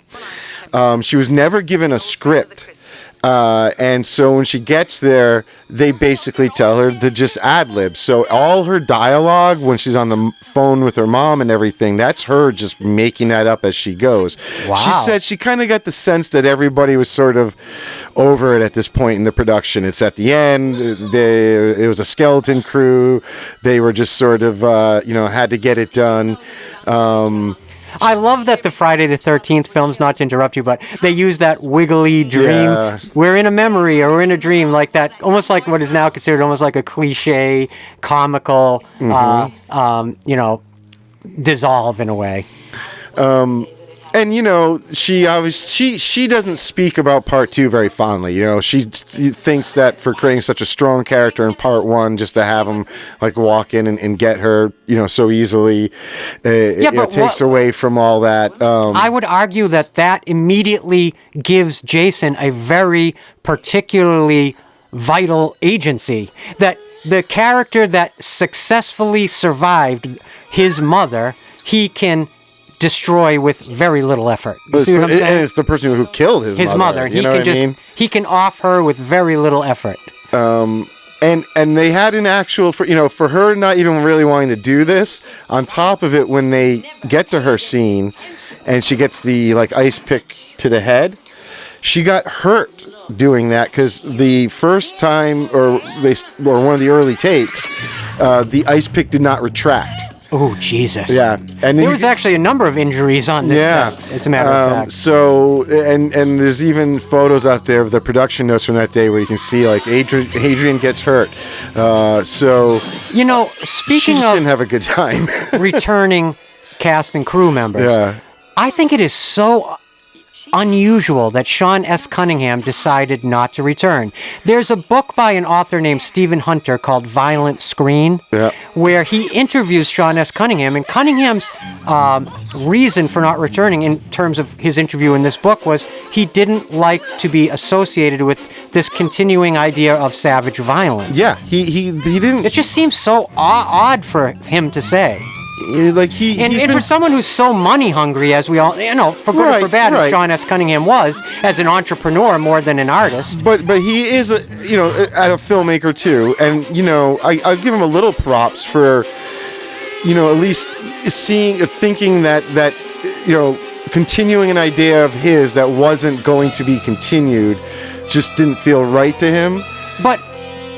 Yeah, I guess. You know what I mean? And he didn't like the Jason thing. He didn't get it. He didn't, it wasn't... Excuse my ignorance, and maybe you know, but I wonder if he made money off of the sequel as someone who... You think he was paid? Yeah. Oh, yeah. All right, well, then he got paid anyway. He stays a little bit in control of the situation. He's the one who did everything possible to get Steve Miner the job. He gets his wife in there as an editor. He's not, totally removed. I mean, he has said in later years, he was wrong. Obviously there was to something say that else. He didn't want to return? Yeah, or to think that that it was a stupid idea to try to continue Jason's idea, It's not like Sean S. Cunningham went on from Friday the 13th to direct romantic dramas. No. He continued in genre filmmaking as a producer and even as a director. So it just strikes me as very odd that he would feel that way about not returning to something that he created that was like minting money. Savini felt the same way. I think a lot of the key people just didn't see they felt they had told their story. You know what I mean? Also, with Savini, I hate to say this, and it's just a very pragmatic reasoning, but I've also read that a lot of it had to do with money.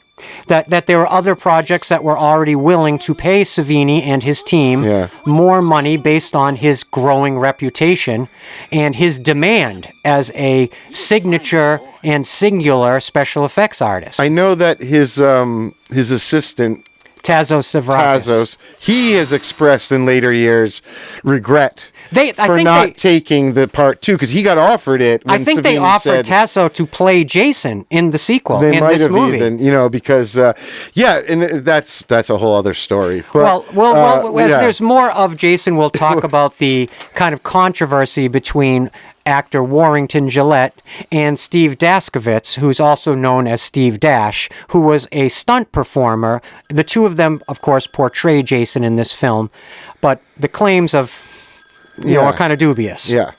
And you'll notice as we get into the movie here from the beginning, this has one of the longest pre-credit sequences in film history. Wow. In some cuts, I guess there's some different versions. The opening sequence can vary from like 15 to 18 minutes before we get to the credits. You know what strikes me when you bring that up? You know the movie The Departed, Martin Scorsese? Yeah. It's interesting that the title card of that movie comes in at like the 35-minute mark. Yeah.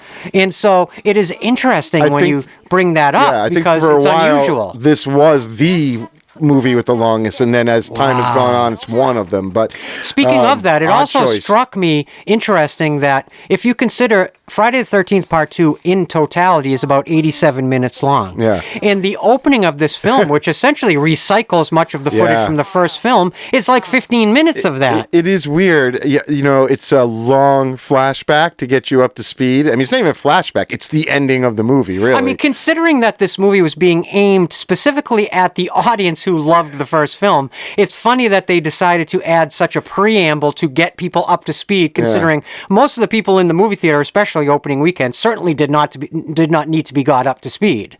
Do you know what I mean? It'd be cooler if those drawings were like weird, deformed Jason. Yeah, kid drawings, I agree with that too. I totally agree. I was thinking that too. Yeah, it is weird. But I also think that this is. Some of that stems from this is like early days of sequels. Oh yeah, absolutely. And they, they thought maybe we have to kind of remind people, or for everyone who didn't see part 1, we have to give them a little something, which, I think over time, at least what they didn't hear, it's a little excessive in how much time they give you, with that. Let me just ask you quick. I meant to ask you earlier. Yeah. Which of the sequels do you prefer? Do you prefer Friday Part 2 or Halloween Part 2? Which do you think is, to you subjectively, which one do you prefer? Oh, Halloween 2. Yeah, I would actually agree. Even though I do love this movie, it's one of my favorite Fridays, I totally agree with you on that. Yeah. I think Halloween 2 is just a better sequel. Yeah. But I think they had a little easier time. Their story was set up a little Why am I easier. Blanking on who directed Halloween 2? Rick Rosenthal. Thank you. Who we met. Yeah. Very nice guy. I will always have probably just a little bit more love for Halloween movies than any other horror movies. I see That's just my go-to franchise. Mm-hmm. I want to say, I think the production design of this movie is really well done. I like how all the environments that you notice that the characters are in are furnished in kind of an eccentric or interesting way. The height of which, of course, is Jason's cabin. Yes. When we get there, and I'll point out some things specifically, it's a really beautifully production designed set. Can I give you a production designer fun fact? Fun fact. Same production designer on part 2 as they had in part 1. Her name was Virginia Field, otherwise known as Ginny Field. Oh my God. They named the lead character from part 2 after the production designer. Oh, that's really interesting. It's a Yeah. great fun fact. I Yeah. did not know that. Yeah, and it's weird because Amy Steele, I heard more recent interviews. I want to say 2020 or even later, where she just became aware of that. Like no one really told her while they were making it, Right. And you know, What is your take on what those illustrations are meant to be? I look at them and I stare at the two. And we're presuming that she's the artist behind them, right? Yeah. That to me, that must be some way that she's working through the trauma that I think occurred. in part one, don't they? Doesn't she get mentioned art in some way? Even if that's true, that it's in her. I'm curious what those portraits are supposed to be. Is it just supposed to be something out of her imagination? Is she figuring what Jason would look like as an adult? I mean, what why? I think any of that came from the production designer, because the way Adrien King at least really describes these 2 days is that there was not really a plan at all. They didn't know what, they just had to come up with an opening to the movie. And there was no script. There was even one story I came across talking about her involvement and whether she was going to do it or not, that where she sort of implied that she didn't even know she was going to film her death scene this day, that she thought she was just coming to film her part for part two. That's right. I did read about this. She didn't really know exactly how she was being used, and it's so looks like a woman's conscientious hand of Jason to move the. It's very thoughtful of him. He didn't want to start a fire. He didn't need to burn the whole building down. He just needed to kill her. That's it. Draw too much attention to the apartment. I love Friday the 13th title screens all through the franchise. Yeah. I love every title screen from pretty much every Friday the 13th film. Yeah. And of course, here we have returning one of the most important creatives that returned to this film, Harry Manfredini, who's doing the music. Yeah, he's a staple throughout the whole franchise. And I think in this film, his music takes on much more of his own individual identity. Whereas, remember, in the last episode, we talked a lot about how Manfredini was sort of paying homage to Bernard Herrmann's Psycho score. Yeah. He talked about, I believe, in an interview where he said once he saw that scene that we were talking about early in the bar where Ginny's giving Jason's psychological evaluation, that was when he sort of went, oh, okay, that's the movie. There's the tone. There's where I'm pulling from. It's interesting. At the time that this film was made, the MPAA, the Motion Picture Association of America, was really at its most prominent. And it was headed by a guy named Jack Valenti, who had been a chief of staff for President Lyndon Johnson. And he took a very hardline stance against the growing horror industry. And this film, Friday the 13th Part 2, the ratings board really went after this movie. Yeah, I mean, I think a lot of it stems from part one. I think they let some things slide, not thinking it was going to be a hit or anything weird, and then they probably got some crap for allowing all that gore and whatnot. Even though I don't really find the first Friday the 13th movie to be not by very today's standards. You're gory. Desensitized to so much, but back then that was a bigger deal. And so I think they hit this movie and other movies harder when it came to gore. They had to cut a total. It seems almost like they made an example of this film at this time, though. But they didn't really end up cutting all that much in totality. I think they did. They cut 48 seconds. Doesn't sound like a lot, but when you look at when Scream Factory put out their box set for the Friday the 13th movies, in like 2020.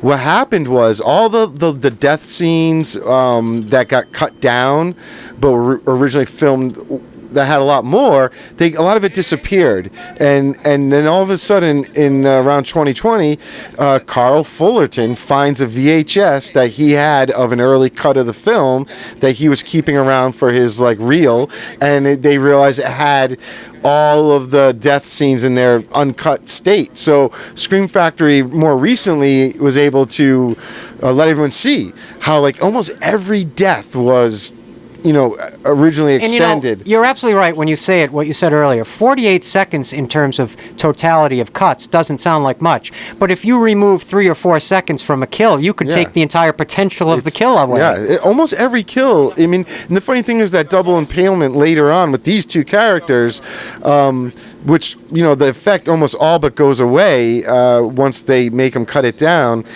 Oddly enough, they used a still from it on the back of the VHS box when it came out. Oh, that's interesting. That shows sort of them shooting the scene. Really quick, the Ultimate Scream Factory box set you were referring to. Yeah. Did they re-include the deleted footage or the previously cut kill footage into Friday the 13th Part 2 in that edition? It's not added in, but you can watch them. Okay, but it's not re-edited in? There's no sound on his version, the Carl Fullerton tape that had all these extra stuff. It's just audio. I gotcha. Quick about that, tow truck driver is actually the stunt coordinator. I gotta look up his name, Cliff Cudney, and when they were filming this, they actually had a much bigger truck that they were going to use, but it didn't work when they got it there. And the truck that you see them driving around in here, the Outlaw 2, there was just like a local guy in town that had it, and they stopped him and was cool. like, "Hey, can we?" Because it's such like a noticeable truck that says the Outlaw 2 on it. I like that. And that phone booth in the beginning was something they added for the scene. It was fake, and they had to bring it in, right? Isn't that what happened? Well, no, there was a famous story where they all go to lunch and they see girls show up and try to use it. Oh, that's right. And then and they get really mad when because it's not working, and the whole crew sort of like laughing off to the side. But yeah, it's actually interesting to me of how much of Friday the 13th Part 2 sort of just emulates the first movie. Oh, that's what I mean. It is. From the opening subjective perspective shot of the killer to this point where you see two characters that are sort of red herring characters being chauffeured into Crystal Lake. And they do that thing though with Adrien King where you kind of think you're back with the lead, what's going to be the lead of the movie. Yeah, it's sort of like that Marion Crane right? effect. And then they kill her off, right? Yep. She is the. To equate it to the first movie, she's when we see the flashback of the original campers get killed. You know what I mean? They're the first kills. Right. Yep. That you think that's where we're going to take the movie's going to take place, but it doesn't. We jump forward after that. So you wanted me to point it out. So that actress right there, that is Marta. I knew it was going to be her. Marta Kober, and she didn't tell producers at the time how old she was. Some reports I've read they say she was 16, some they say she was 17. But either way, she's underage legally. When they get to that double impalement shot or scene, before then, the two of these characters, she does like a full frontal nudity scene, and then once the producers realized her age, they literally destroyed the footage. So that wasn't on that Fullerton tape. From the second you see her on screen, I don't know about you, but actually, my first thought is, geez, this girl looks super young. I take it back. I think her footage. That footage is on the Fullerton tape. Was on the Fullerton tape? It's not been released, of course, because she's underage. Yeah. Either way. So it sort of reminds me of... that's the only place it exists. The story of Tracy Lords. Tracy Lords, of course, one of the most iconic... PORN actors in history. Well, when she got her start, she was 15 years old, but of course lied about her age to get into the industry. Yeah. So many of her earlier films are actually basically illegal now. We met her. Do you remember that? Yeah, I do remember that. Anyway. How could I forget? She was one of the hottest women of all time in her prime, Tracy Lords. And she's awesome in the first Blade movie. She shows up in that iconic opening scene. Yes, I know, I keep saying the word iconic, all right? Get over it. But in the beginning of Blade, Stephen Norrington's Blade. This character in the wheelchair... He gets one of the most iconic kills in the series. So I think, was that... Good lordy. Russell Todd? I can't remember which actor... is in the wheelchair, but either way, so the Boston guys, the producers, right? That's Scuderi, Manasian, and Barsamian. They insisted on a couple of things when this movie was made. and that wheelchair death is one of them. And God bless him, because it is a formidable, not just a kill for the Friday the 13th franchise, but I think when you see like slasher film, sort of best of slasher films, that kill is always in those videos. Yeah, they said that there had to be a death. Going down backwards down the steps. They didn't say how he would die. They just said they wanted, the death of. Well, you know what? I have to just wonder though, like, where does that even come from? Like, what of all the things to insist? Like, well, you know what? the heck? Let me give you my 2 cents. When I watched this movie just to get ready for this episode, something that occurred to me that it related in my mind to was the character of Franklin from the Texas Chainsaw Massacre, who's in a wheelchair, and he becomes a victim of Leatherface in a wheelchair. And I thought, I wonder if that's somehow some sort of like a. They think it makes it like a bigger kill, like it's worse. Or well, it becomes, that's the idea. Toby Hooper added it in because it's so much more of like a derogatory kill that you kill someone who's already disabled. And obviously back then things were a little more uncouth in terms of treating people the right way, you know. Jason is if you go by my theory, Jason is self-conscious enough to want to cover up his mask because of his own disabilities and deformities. It sort of strikes me as interesting that he would choose to kill someone who's also disabled. Well, he had to because the producers wanted it. And then true. later on, he had no choice. I will point out the one other really weird thing that the Boston Boys insisted on being in the film, which it's just weird. Okay, go ahead. When we get there, okay. I'll point it out. It's way too early to be bringing that up. And, a lot like the first movie, they filmed this at a real camp. Yep. But this wasn't filmed in New Jersey. This time they were filming in Connecticut. Connecticut, right. We're still in New England. And you want to know something amazing? Is this film was shot literally in 1 month. Basically took 1 month to make this entire film. It came out a year later. That's after all the production and casting and everything, which is so. But shooting an entire feature film in 30 days that's tough. Remember, it's only 83 minutes, and the first 15 are mainly the first movie. So they're not, they're getting a little over an hour's worth of story, And so they all sort of stayed at this camp. It was called Camp Kenmont in Connecticut.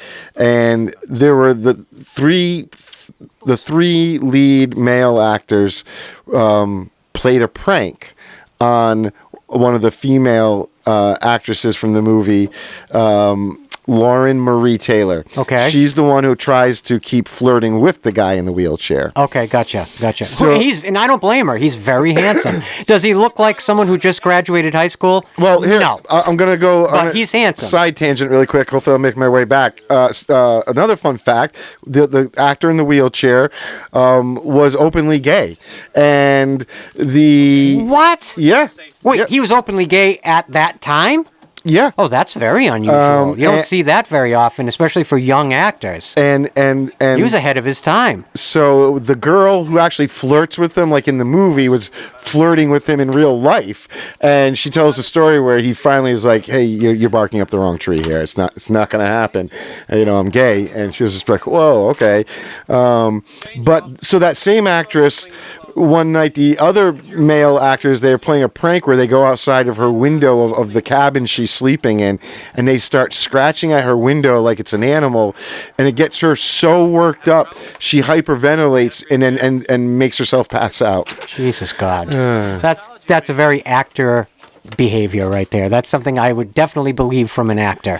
So something that was pointed out, this isn't necessarily something I came up with, but if you watch and follow Ginny in all these situations, her is supposed to be the strong female lead, the final girl, even in all these situations where it's almost like a guy attempts to bail her out, she always gets sort of the last word in. She you know what I mean? Like, even though he fixes the car, then she zings him at the end and he gets the smoke in his face. There's, she always walks away, I think it's just part of her character is that she doesn't need to be saved. Yeah, that's definitely something. Her character has much more agency than Adrien King's character had in the first movie. Now let's talk about this sequence for a minute, because I think it's one of the highlights of not only this film but maybe the whole franchise. It's oft quoted in the Crystal Lake Memories documentary. It's Corey Feldman sort of recreates this in a kind of pays homage to it. I also think it's a really great piece of writing from Ron Kurz. It brings that campfire vibe back into the movie. And I think this scene is it's classic for a reason. Well, I mean, it's the old telling ghost stories around the campfire. It's something everyone can kind of relate to. But it's also telling the audience. Well, it's filling in the blanks. Or, you're hoping they don't think about it too much, right? But if you kind of give it to them simplistically like this, but it's also, there's a lot going on here, right? So, you look at the actress on the left, and she's watching with this a little more of she's getting creeped out by it, what, watching and listening. And then Ginny, though, is sitting there taking it all in. She has a little more concentrated look, and really this is where she's getting all her information about Jason that she's going to use to come up with that. I know what you mean. The ending, how to psychologically use his story against Jason with the mom and everything. And you can see the difference in how everyone else is taking the story and she is, I also think this actor's performance of this dialogue is really effective and really well done. I just think this scene's really, really good. Yeah, and I think it epitomizes stylistically a lot of what works about this franchise in terms of the development of its mythos. I always thought it was interesting that actor right there who jumped out, Stu Charno, that he gets, I don't want to say not top billing, but he's billed in with like the first couple of main actors in the credits. Well, I had seen him other places from movies of this era. Yeah. I can't speak to any specifically, but I know I've seen him in other movies and TV shows. He was in Christine. Oh, okay. And yes, of course, I think he was a character actor in a lot of stuff. I also want to draw attention to the fact that in the depiction of this story, this ghost story, so to speak, of Jason that is told, when he jumps out basically as Jason, they depict him as almost like a caveman, a primitive man. Mm-hmm. And how interesting that is in terms of the foreshadowing of how Jason's actually been living, and Jason's sort of lifestyle as a living being is sort of primitive and living out in the woods, in the backwoods, sort of like a vagabond. Like, I just think it's interesting. Yeah, no, it's a different characterization of Jason, than we're used to.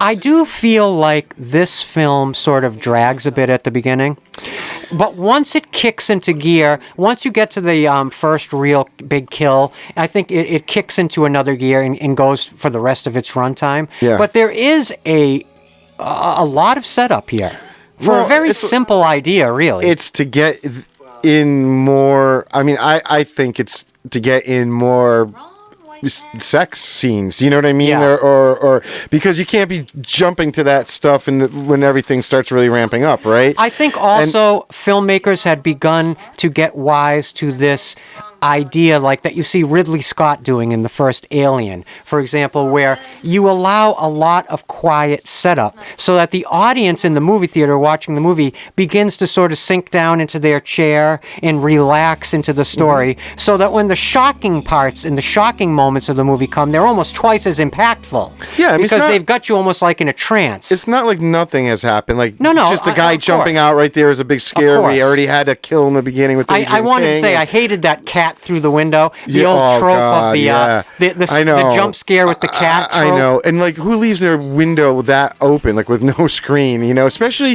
when she is worried about someone watching her. She's, you know what I mean? She's creeped out, yet she leaves her windows wide open. But anyway. Yeah, exactly. I mean, you might as well have done the old, trash cans falling over in the alley, bit. And if you go back, I didn't get a chance to say it in the moment, but really go back and look at the moment where the cat goes through the window, because of course it appears to me to be a stuffed animal cat that's just sort of wildly tossed through the window. I don't even think it has the same color scheme as the cat you see in the next shot that's a living talking cat. I don't know. I just thought it was kind of funny. Of course, you need this moment where your lead takes off her clothes in the mirror. You know, you need to get this. Again, these films sort of paved the way for this titillating aspect that sort of becomes part of the DNA of slasher films. Yeah, like I think in the first movie, I argued a little bit that I don't think their intent was to do this sex equals death sort of thing and all that. In this movie, I don't think they're trying to make some sort of social statement with it or anything, but I think they are realizing, hey, if we can make these people get as nude as possible before they get killed, that's going to help sell some tickets. No, I completely agree I don't think they witnessed something after the first one that they, I don't think there was any real forethought put into that thematic element of these films. But boy, does it become such an effective driver going forward of how the filmmakers that are making these Friday the 13th films can manipulate the audience. And again, if you really look, like I was making the point in the first movie and this one too, like the lead girls, there's almost this implication because we don't see them having a implicit sort of sex scene. They are established as people who have relationships and are having sex out there. So to say that sort of like only the people having sex are getting killed, that's not true. It's just these movies are just showing sex a little more often, than other people. Equals death motif that is associated with not just these Friday the 13th movies, but many of the slasher films in general. I think even if it's not depicted in terms of a purposeful sense, I think there's an undercurrent, a psychological undercurrent that suggests that idea. That's why everyone walks away with it. That becomes so important to the fabric of these types of movies. I think there's a sort of generalized effect that happens, but if you to really sit and think about that theory and try to apply it to, not saying it doesn't, then it sort of falls apart. It's not really there. There's no like 1-to-1 ratio for it, but as a psychological underpinning, I think it works beautifully. How do we not mention Walt Gorney? I know. Crazy Ralph. No, it's interesting. Potentially the most famous character from the first film, if you think about it in terms of pop culture. And the two surviving people from the first film are both killed in this movie. Near the beginning. I think Steve Miner actually said he regretted killing him because he thought he'd be if he had realized they were going to do more, continue on through they the would have series. kept him. Again, it's amazing how they always make these movies not assuming there will be another. And I get it, I guess maybe in these early years, but they just thought maybe this would be it. Again, though, it goes back to, I want to bring it up one more time. It's so, the forethought of Frank Mancuso Sr. to not just see this as a sequel, but the beginning of a series of films. It was so ahead of its time, that type of thinking. Well, I mean, Halloween was doing it too. I think Halloween took a lot of cues from it. Yeah. They had made a sequel. I'm talking about the fact that Frank Mancuso Sr. just kept going with he had this forethought to be making a film every year in this series, to be creating more than just a sequel, but a continuing series of what he actually called episodes. I find that really, really visionary. You'll notice too, I think in the first movie we talked about how they, it was a little more indie in its production, so like they didn't have the Steadicam and all that. But in this movie, we do get a Steadicam. I think it is shot and lit and this had about all a little bit better, almost 3 times the budget of the first film. They were able to do everything a little bit better in this one than in turn technically. Yet would you agree with what I was saying earlier, and that I'll reiterate, I think it looks just perfectly like a continuation of the first film. Its aesthetic appeal, its aesthetic milieu is exactly perfectly matched with the first film. All this POV stuff. Although I do think that's one of the best cuts in cinema history right there. From the dog to the hot dog. Oh, come on. It's so good. I'll give you that. I'll give you that. And here it's foreshadowing again. Here she is with the chainsaw. She's the girl taking on normally male type of activities at the time. They're really setting her up to be strong-willed, and they're planting the chainsaw weapon that she'll use later. Sort of, you get to see that she has it. And I think Amy Steele really stands out in this film, and really stands out when you think about a lot of the horror films of this era, because of exactly what you said. She brings this sort of patterned male agency and it's not her decision. It comes from the script and the direction and her as a performer. But like you were just saying, you didn't see that a lot in movies of this era. Right. And her method was like, she was kind of method, she talks about. And, you know, she was young, and this was just a job. When you hear her talk a lot about, like, people really want to be like, well, you know, how did you do it? What was your thinking? What was it? And she tends to do her acting a lot more just like, she thinks that people bring naturally to a role like themselves. You know, she's not trying to be very different, in other words. Even she was saying for this, a lot of the clothes that she wears when it's not stuff that they have to have multiples of was just her own clothes. They just let them wear it and stuff. So, you know, there's a lot of her almost just being her. And then just reacting to the situation.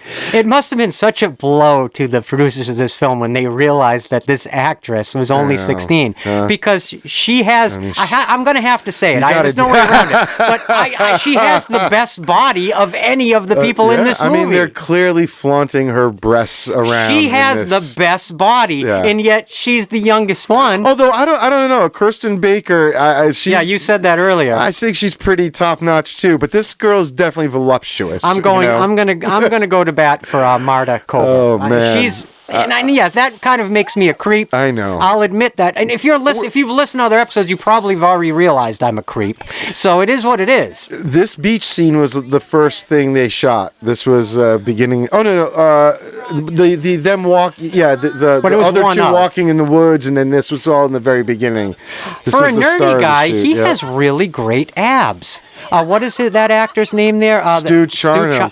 Who I think, unfortunately, he ends up developing Parkinson's, and I think in real life. Yeah. Oh God. Yeah, wow. I think he's got it pretty bad at this point. But he has some great. He's part of the cast commentary. If you do get that box set from like 2020 from Scream Factory, there's a commentary with Amy Steele, and then there's one with a bunch of the campers here, and he's on there, so he still tells some funny stories from it and stuff. He's clearly, you know, a funny guy. It was interesting to me when and wait a minute, he's the only one that survives, because he stays at the bar later on. He's one of the few people that actually survives. Gets away. Jason. Yeah. That's interesting. I didn't even think about that. You're absolutely right, though. So yeah, I think it was actually these kids walking over here, which is more of the first stuff shot and the first stuff Steve Miner ever shot as a director. You know, if you really think about it. But their use of the POV is a little different than in the first one, and I think they had a little more hard rules for when you would see it, and to imply certain things. And here... So let me ask you something really quick. Is this Steve Dash that's playing like the legs of Jason walking around, the stunt performer? It wouldn't have been if that was done in the beginning of the production. So because it literally probably could have been anyone. No, it was probably the first guy. Warrington Gillette. Yeah, he was around for a little bit. I know he did a few little easy scenes in the woods too, before it switched over. And just really quick, for those of you listening that might not know this, because I certainly really didn't until I was really researching this movie. All of my life loving the Friday the 13th movies, Warrington Gillette I've always associated as playing Jason in Friday the 13th Part 2. But when you really look at the film, the person who portrays Jason the most is probably the stunt performer that now goes by Steve Dash. Yeah, he's passed away. He passed away in 2018. And he basically, anytime you see Jason with the mask, with the sack, that's going to be Steve Dash. I just wonder why Warrington Gillette wouldn't have said, I would like to play Jason, period. No, was it because he wasn't a stunt performer and just an actor? What was the reason? I think there's a few stories you hear, and I think the truth is a little bit somewhere in the middle. He tried out for one of the lead counselors. Oh. But he didn't get it, and they said, but, you know, we like you, you know, do you want to play Jason? Because he did go to stuntman school. Okay. So he knew how to do stunts, quote unquote. So that's, you know, they were like, this is perfect. He's like a stuntman, and we can use him. That might sound odd to you to go to something called quote unquote stuntman school, but especially from the first Friday the 13th and this, a lot of these young actors were actually very accomplished theater actors. And there was a day and age where to become an actor, acting was looked at like a craft, and you would learn all these different, aspects of the craft to better yourself as an actor. Just like we talked about with directors before, a lot of actors now just come from the cult of personality. They become big on TikTok, they get to be in a movie. Well, there was a craft to acting, and there still is, and many actors of a modern perspective, practice a craft. But you know what I mean. Really quick, we'll circle back to that. But this guy, Jack Marks, who plays Deputy Winslow, even though he wasn't named till the novel came out, after they made the movie. The novelization? Yeah, wow. He had no idea he had a name until the novel came out. Which is like the police officer from the first movie. So when you saw him driving that car, this actor says that was the first and only time in his life he ever drove a car. And they had him practice a few times, and that his joke was that he almost killed more people than Jason trying to learn how to drive the car. But that's kind of crazy. There's another weird little thing I noticed here, just a strange little detail. Yeah. Remember last episode I kept mentioning how one of the lead actors, he always had the knife sheath, but no knife in it? Well, this cop's got the sheath of the gun with no gun in it. Oh, that's true. Now, no, there's a gun right there. You can see the handle. Oh, jeez, you're right. But, so this little creek... You're right, I was wrong. They made this creek, for the movie because it's recognizable with that rock there, because later on you'll see Ginny there, and it's supposed to signal to you that we are near Jason's house. We're in the same spots. This must have been a pain in the ass to film for this guy, running through the woods over and over. What a pain in the ass that must... For like a 60-year-old out of shape guy. Yeah. I love the house. We will get back to the Jason story about the actors who played him, but this set design is just amazing. I love it. It's great. I love that Jason made this. He built this. Is he was concerned with shelter and all the having a little house. Well, it shows that he's not an idiot. I mean, he's not like the village idiot. No, he's a very primitive though, basic human. Yeah, that's why I thought it was so interesting that they depicted him as a primitive. Chairs. There's nothing. Besides his shrine, there's nothing of any substance there besides some pots and pans. So is the lanterns. suggestion that nobody's ever found this shack? I think there's been stories, but until he just saw him running across the road like Bigfoot, One thing that's super interesting, and we'll get to it in a future episode, is in the 2009 Platinum Dunes remake, they created this new idea that underneath Jason's shack exists all these elaborate tunnel systems that he dug. Yeah. And that explains why you can run at top speed and Jason can always catch you. Yeah. And I just thought that was quite clever, and I like to imagine that even back in these days that he had that built. If you see that he's quite he's quite that toilet wasn't good at full, building. and it has to go somewhere. So you would imagine he dug some sort of a hole under it. Yeah, right. Yeah, there's way more to that death that was cut out too, right there. The idea of being hit in the head by the claw side of a hammer is so butt-puckeringly frightening to me. Well, it's a weird thing Jason does a lot in this movie. If you look at all the weapons he grabs, he uses them backwards. You'll see him going with a knife at one of them. He's holding it upside down. Which feels very primitive to me, actually. When he does the machete on the dude who's hanging upside down against his neck, they actually use the dull side so he wouldn't cut the guy. But when you watch it, the actor likes to say, it's always pointed out that Jason used the wrong side. It wouldn't have cut him. But, it's just a weird little thing that his weapons are always backwards, except for the pitchfork. Can I just say something I miss about the early 80s that stylistically I wish had just continued on indefinitely was the half shirt. Oh my! Well, that was less than a half shirt. That was like a 1/3 shirt that we just saw go by. And I want to say you guys should appreciate the fact that I did keep my mouth shut for most of her high beams when they were being on display. I can't remember. Now I'm blowing it because I'm babbling about it now. But I miss the half shirt. There's nothing sexier than the half shirt where you see the bottom of the breasts. I saw somebody reviewing this film online, and one funny thing that they did was they're just like talking about the movie, and then it gets to that spot, and all of a sudden all that comes out of his mouth is like nipples, nipples, and then the nipples, and then the nipples, nipples, nipples, nipples, and then he goes back to his story. It is hard to. I mean, that's what I mean. They were they were embracing that a little bit more in this movie and trying to give the audience what they wanted with that. To they knew it would sell seats. Yeah, no, I think it becomes a very important dimension, not only to the Friday the 13th DNA, but the general horror and slasher DNA. This titillation, this sexualized, this using sex as a manipulative device against an audience, I think is quite interesting psychologically in a meta way. You know what I'm saying? I, as a manipulative device. I think it's cool. And I like seeing boobs. I'm going to just put it out there. Maybe you've picked up on that over these episodes, maybe not, but I have nothing against boobs. All right. Well, get ready for this scene. Demonetized. But back to Jason, so Warrington was hired. He was Warrington Gillette. Yeah, had some sort of stuntman background. But when they actually... It's him at the end of the movie when he busts through and he's without his mask, without the sack, and he's got all the wonderful makeup effects on him. One of the most interesting facets of Jason, he's a ginger. Yeah, he's a frickin' ginger. Yeah, well, so that was one of the first scenes, early things he had to do, and he had trouble kind of getting through that stunt of just jumping through the window, and they had to actually end up, even though it was already scored to break and it was candy glass and all that, he was having trouble doing it, and they had to like kind of really break it apart even more and make it even easier for him to get through. And then he actually ends up like hurting himself. He hits his head on one of the takes and stuff.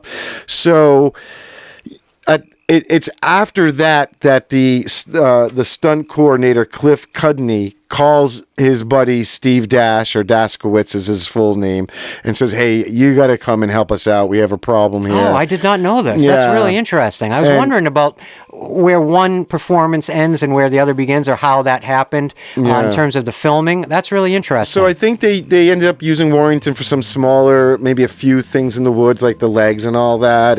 But when it gets to, Sackhead Jason is pretty much Steve Dash, and you were bringing up, a killer who wears a sack on his head, how hard it must be to effectively to see what you're doing, how to keep from people sneaking up on you, all of that. And that actually became an issue for Steve Dash, where running through the woods chasing, with only one eye hole as a performer. So what they did is they put double-sided tape around the eye hole, and it worked great, but it also then would leave him with this rug burn around his eye. I read that. But it did work after that, But it is very sort of, when you think about it, impractical that this guy would be that effective of a killer with that sack on his head. I said, if you've ever just put a standard Halloween mask over your head, you immediately realize how difficult life would be for Michael Myers to be an effective killer. Yeah. Because you can't see, hear, or process anything going on around you. Mm-hmm. And the mask is wiggling around on your head, and you're hearing echoes of your own breathing, just like with Michael Myers.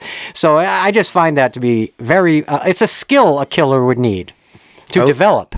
I love seeing the old tech video games and stuff like that in the show or in the movie, which are now so much back in vogue in the 2020s. Well, and nowadays they'd paint them up, glue on a few knobs, and it would be a prop on a Star Wars show, It's interesting, like, just speaking to the video game thing, just to give you a little side note, here we are in 2025, and Joe's like, how old is your son? He's 10. He's playing an original Nintendo. Yeah. There's all these evolutions of video games. His son's still obsessed with regular old 80s Nintendo, so it just goes to show you. I know. I actually said to him, I'm like, if you had told me when I was a kid that I would be sitting in 2025 firing up an original Nintendo to play Super Mario Brothers, like, I wouldn't have believed you that anyone would still care about it. And how cool is it that Joe's son has his Nintendo connected to one of those amazing TV and VCR combo sets? Oh yeah, remember when that came out? How exciting that was! He said he wants the old tech on what it was supposed to be played on. He's really Joe's obsessive son's about his tech. Yeah, he's like an old soul too, but he's just like Joe. He's just like a super knowledgeable, nerdy person. And again, this is like very 80s. The guy totally taunting the girl with her nudity. You know what I mean? Like, I wouldn't do that this day, even if you're going to have the girl get nude. No, you'd be arrested nowadays for that. Yeah. And this was a hard scene if you think about it, because they could only hang him for so long, because you would pass out if you stay upside down for too long, you know. But what a great effect, you know. And if you watch, this is the scene where like the machete is backwards, so they wouldn't cut him. I'm so glad you brought that up again. That was a very interesting catch that you brought up. Yeah, it's almost like Jason doesn't have the cognitive ability to really know how to use something correctly. He's just using it forcefully. Yeah, exactly. Just like a shark. It's just he's so strong, he could stab you with a spoon and kill you. You know what I'm saying? Yeah. Yeah. And it's cool. It's another one of those syncs between Jason and Michael Myers. They are depicted as actual humans at this stage, but both of them do have that superhuman serial killer strength. You know? Right. Yeah. Yeah. I loved that shot. Just the direction of that little moment there, I thought was really effective by Steve Miner. Yeah. A quick note I wanted to say earlier. You know, what is probably my favorite of all Steve Miner's films is the movie House. Remember with William Catt from what was it called? The Greatest American Hero? Was that the TV show? Yeah. And George Wendt. Yeah. That's a very clever, fun sort of horror comedy. Yeah. I remember that in constant very rotation. well directed. See, there it is, backwards. Oh, God, now that's very strange. Would the backside of a machete be sharp enough to slice you? They did it. It was practically because they just couldn't put the actor in danger, and that was a real machete. So they just flipped it around, hoping no one would notice. And yet, you're right. It gives, when you think of it in terms of the in-universe effect, it's strange that Jason's used the reverse end of both these weapons, the hammer and the machete. And then you'll see it with the knife, too, when he goes after the girl, and he's holding, there's a close-up of his hand with the blackened thumbnail. And if you look at the knife, is upside down. Huh. And it's also interesting how the machete really becomes so identifiable with Jason. Right. So that guy right there is like, the first Jason victim to be killed by his classic machete. Actual, that's really cool. This is great because if you watch the band, like right here is sort of matches, but when they cut to the wide shots, you see the singer of this band clearly singing, but yet there's no vocals in the music.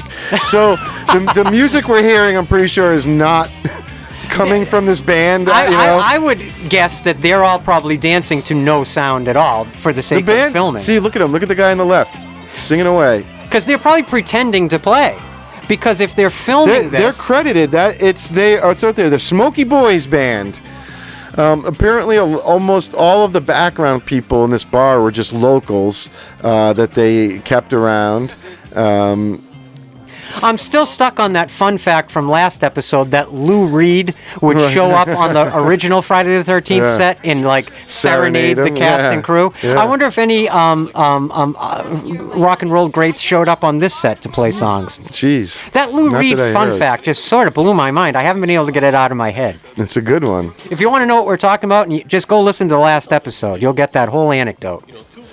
And this guy, the character on the right, he's the luckiest guy because he just decides to stay behind at this bar when everyone else goes away, How about the vintage Kiss pinball machine in the background? It's a known thing that fans are always bringing up, that Kiss pinball machine. It stands out to me like a sore thumb because my immediate thought when I was prepping for this episode, when I was watching this to do this episode, watching this movie, I saw that, it stuck out to me, and I said, knowing Gene Simmons, they probably got paid for that. Kiss probably got a few bucks for the inclusion of that pinball machine because Gene Simmons like a hawk. Don't say the name too much. We're going to have to pay him. We'll be paying him, exactly. I wonder what that other pinball machine says. Have you been able to read it? No, I haven't tried because I get stuck on the Kiss one every time. Are you a pinball fan? I mean, I like to play. I don't go crazy. I've always hated pinball. I've never thought pinball was fun. Man, I think it's like big again. Another 80s-ish thing. And it's probably because I've always been so terrible at it. I'm the guy that the ball goes through the two little hitters, little swatters. I love playing video games and all that, but I'm not good at it. I hated always playing with all my friends who really it was a big deal to get every little thing or make it to the end as quick as possible. I just want to play, If I die, I die. Whatever. And nowadays, it's all about speed runs. Speed runs and yeah. this and that. Yeah. Glitches. I gotta just let you guys know, I missed the entirety of video game culture. I mean, I played Nintendo and Super Nintendo when I was young, like everyone else, but I didn't keep up with video games. We were pretty good up to like the first PlayStation. I remember we were pretty big with that, and then after that, it got weird. Because I know there are at least a couple pretty well thought of Friday the 13th video games that are out there. There's a classic Nintendo one that people are always pulling the. It might have been Super Nintendo, but it made by Nintendo, where it's sort of like an 8-bit version of all the music and stuff that's out there. Yeah, it's pretty cool. And there was one that I know Tom Savini worked on that was made not that long ago. That Savini may have actually done the mocap for Jason as well, and designed many of the kills. And it was Savini. It's interesting because it was Savini basically returning to the Friday the 13th franchise since Part 4. And, touching briefly again back on the Warrington Gillette versus Steve Dash thing, Steve Dash was very upset when the movie came out and Warrington Gillette got the billing as Jason. Yeah. And so if you look... it is unfair. On Part 3, because they show scenes from Part 2, he got the credit as being Jason for Part 3. And, I think nowadays it's kind of more widely known that he did do, most of it. But for a while, I think Warrington Gillette didn't exactly, stray away from all the people trying to, kind of associate him with the role and doing interviews. He's an actor. And he's trying to make himself sound probably like a little more involved than he was. Hey, I got to say, and that's why I brought it up earlier, and I'll continue to say it, all through my history with this franchise, I've always associated Warrington Gillette with this version of Jason because I've always been fascinated with this version of Jason with the sack over the head. Yeah. As, to me, a very terrifying version of Jason in his look and his aesthetic. So to find out, years and years later that most of what I loved about it came from Steve Dash is something that bears repeating and bears talking about. And that doesn't say detract from Warrington Gillette's legacy in the Friday the 13th films. He has his place in the history of these films. I mean, he did play a masked Jason. He's one of the Jasons. They should both proudly share that mantle together, and there shouldn't be animosity between them. Also, this character's wearing an 81 on his shirt, which of course is the year that this movie was released. Yeah. I don't know if that was intentional, but it is what it is. It's funny so when you watch if you really pay attention when the camera changes to like a POV shot and everything, like I was saying, to represent Jason's depiction? Well, at times it is, and I think at times, so I think like in the first movie they had a much more defined use of it to create certain effect, and in this one they use it more as just sort of like a visual style. Yeah. And it's not necessarily always associated to like where we're seeing the killer's point of view. Sometimes it definitely is. But when we get to the death scene of the wheelchair guy coming up, I'm going to try and point out, if you really watch the way the camera is flip-flopping its point of view, it makes no sense. Like, okay, I see what you mean. We're supposed to be seeing. In terms of like the geometry of the there's a person there, right? He's about to get killed, and yet... So from one of those angles, you should see a killer, and you don't.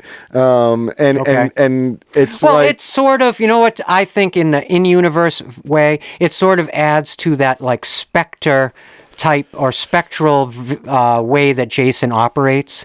He's there in your line of perception 1 second he's gone. Yeah. And it kind of gives Jason, like Michael Myers, a very ghostly presence, an unpredictable presence. And so I think in the in-universe way, yes, I think pragmatically or practically it's just probably lazy filmmaking. Well, that's what I mean. They're just using that effect differently. It's like I said, it's just more a style of shooting than a tool being used to convey when we're with the killer. You know what I wanted to ask you? I know it's way off track here. That's weird, right? I'm sorry. The girl with putting the perfume in her panties, is that weird? It didn't feel weird to me. I thought it was interesting. Yeah, okay. I have no problem with it. Okay. If girls if girls out there, you know better than I do. If you generally do that when you're prepping to have a date with someone, think that's... Every time I see that, I'm always like, huh, what? All right. Is that... Let's go for it. I think it's just meant to be I know. seductive to the audience. I know. I think it's meant, again, to titillate the audience more than anything else. But I wanted to ask you a quick question from earlier in the movie. I meant to bring it up earlier. Were any of the shots of Betsy Palmer in this film shot separately from the first film? Like, did she return to film anything for this film? I think I brought it up in the New Year's live stream. Oh. That the Betsy Palmer scenes were shot in California. Her in the studio just against a black backdrop. And they were shot by Wes Craven. Whoa. Say that all again. That is an amazing fun fact. Yeah, Say it again. That's a great fun fact. I did not know that. Yeah, that was my fun fact preview during the live stream. Wes That Craven... shows how much I listen to Joe when he's talking. I don't remember this from the live stream. Oh, thanks I was there, too. I was part of that live stream. There's a lot going on. Anyway, go ahead. What was it again? Wes Craven Wes Craven, old buddy of Sean Cunningham, he... volunteered to shoot those scenes for them because it was out in California is where she was, and they were filming in Connecticut. So what do you just do it basically as like a favor? Yeah. Oh, that's an incredible fun fact. I did not know that. Yeah. Very gassy during this episode. Excuse me, everybody. I keep burping. And that was sort of the end of the Betsy Palmer, cameos. And for a while of it, she would go to cons and only say she was in the first. She didn't really remember she was in part 2 till way later in life. All right, that's funny. This is what I'm talking about. One of the most iconic kills, I think, in this whole franchise. We're behind him. You think I should be the killer, yet there's no killer there. And then what you're now we're suggesting looking is in front of this him. is a perspective shot in your mind? Well, it's the moving POV. This one isn't moving. Okay, I see that. I see what you're saying. So I think if you're trying to establish but it can't be the killer because the machete's about to get him from the front. See? It's almost like the killer's just standing right next to him the whole time. How interesting what I would argue is the most iconic kill from this movie makes about as much sense as the most iconic kill from the first movie with Kevin Bacon. Yeah. Remember last episode I was talking about how that kill does not make physical sense? And that's sort of what's about to happen here is it's the reverse Kevin Bacon. Like they're hitting the same beats. I swear though, I remember the wheelchair character going down those stairs backwards in a much longer shot. It was filmed that way, but I don't think there was ever a version where you see that. They went to the still there very effectively too, but when I was catching up with this film for this episode, I was actually caught off guard at how little you see of him bouncing down those stairs. Yeah. Well, in my mind, I remember him going like all the way down those stairs in the wheelchair. Apparently, but I guess that right after that frame, it starts to kind of go off the stairs. That it doesn't. There's the primitive mask again, which is at least the 4th time you see it in this film. So clearly, there's no reason to put it on the stairs at that point, other than to again somehow, for some reason, the filmmakers wanted to remind the audience of it, to associate Jason with this primitive person. Mm-hmm. Interesting. And another one of the great kills of this movie. Yep, Do you see what I mean, though? What I was saying earlier about how when the kills start, they just are like fast and loose. You're on like a roller coaster for the rest of the film. You know what I'm saying? Yeah. From where the build-up ends. I believe the body count in this one is 9. 9 or 12 if you count the first movie flashbacks. It's also interesting in the Kevin Bacon kill, you see an arrow-pointed weapon come up from the under the bed up through the top. That's what I was just saying. It's the reverse Kevin Bacon. Yeah, that's exactly right. Even though I know it was also like that other movie kill that's out there. It's almost the same thing. Wait, you had just said that? How did I not hear you say that? I'm sitting right next to you. I just said it's basically the reverse Kevin Bacon. We're hitting the same beats. I think we're in 2 different universes. Maybe I'm just not paying listening attention. to the future episode. So in a second, you're going to see a guy right here running with the raincoat. See him running up. He's going to be running up to the door past them.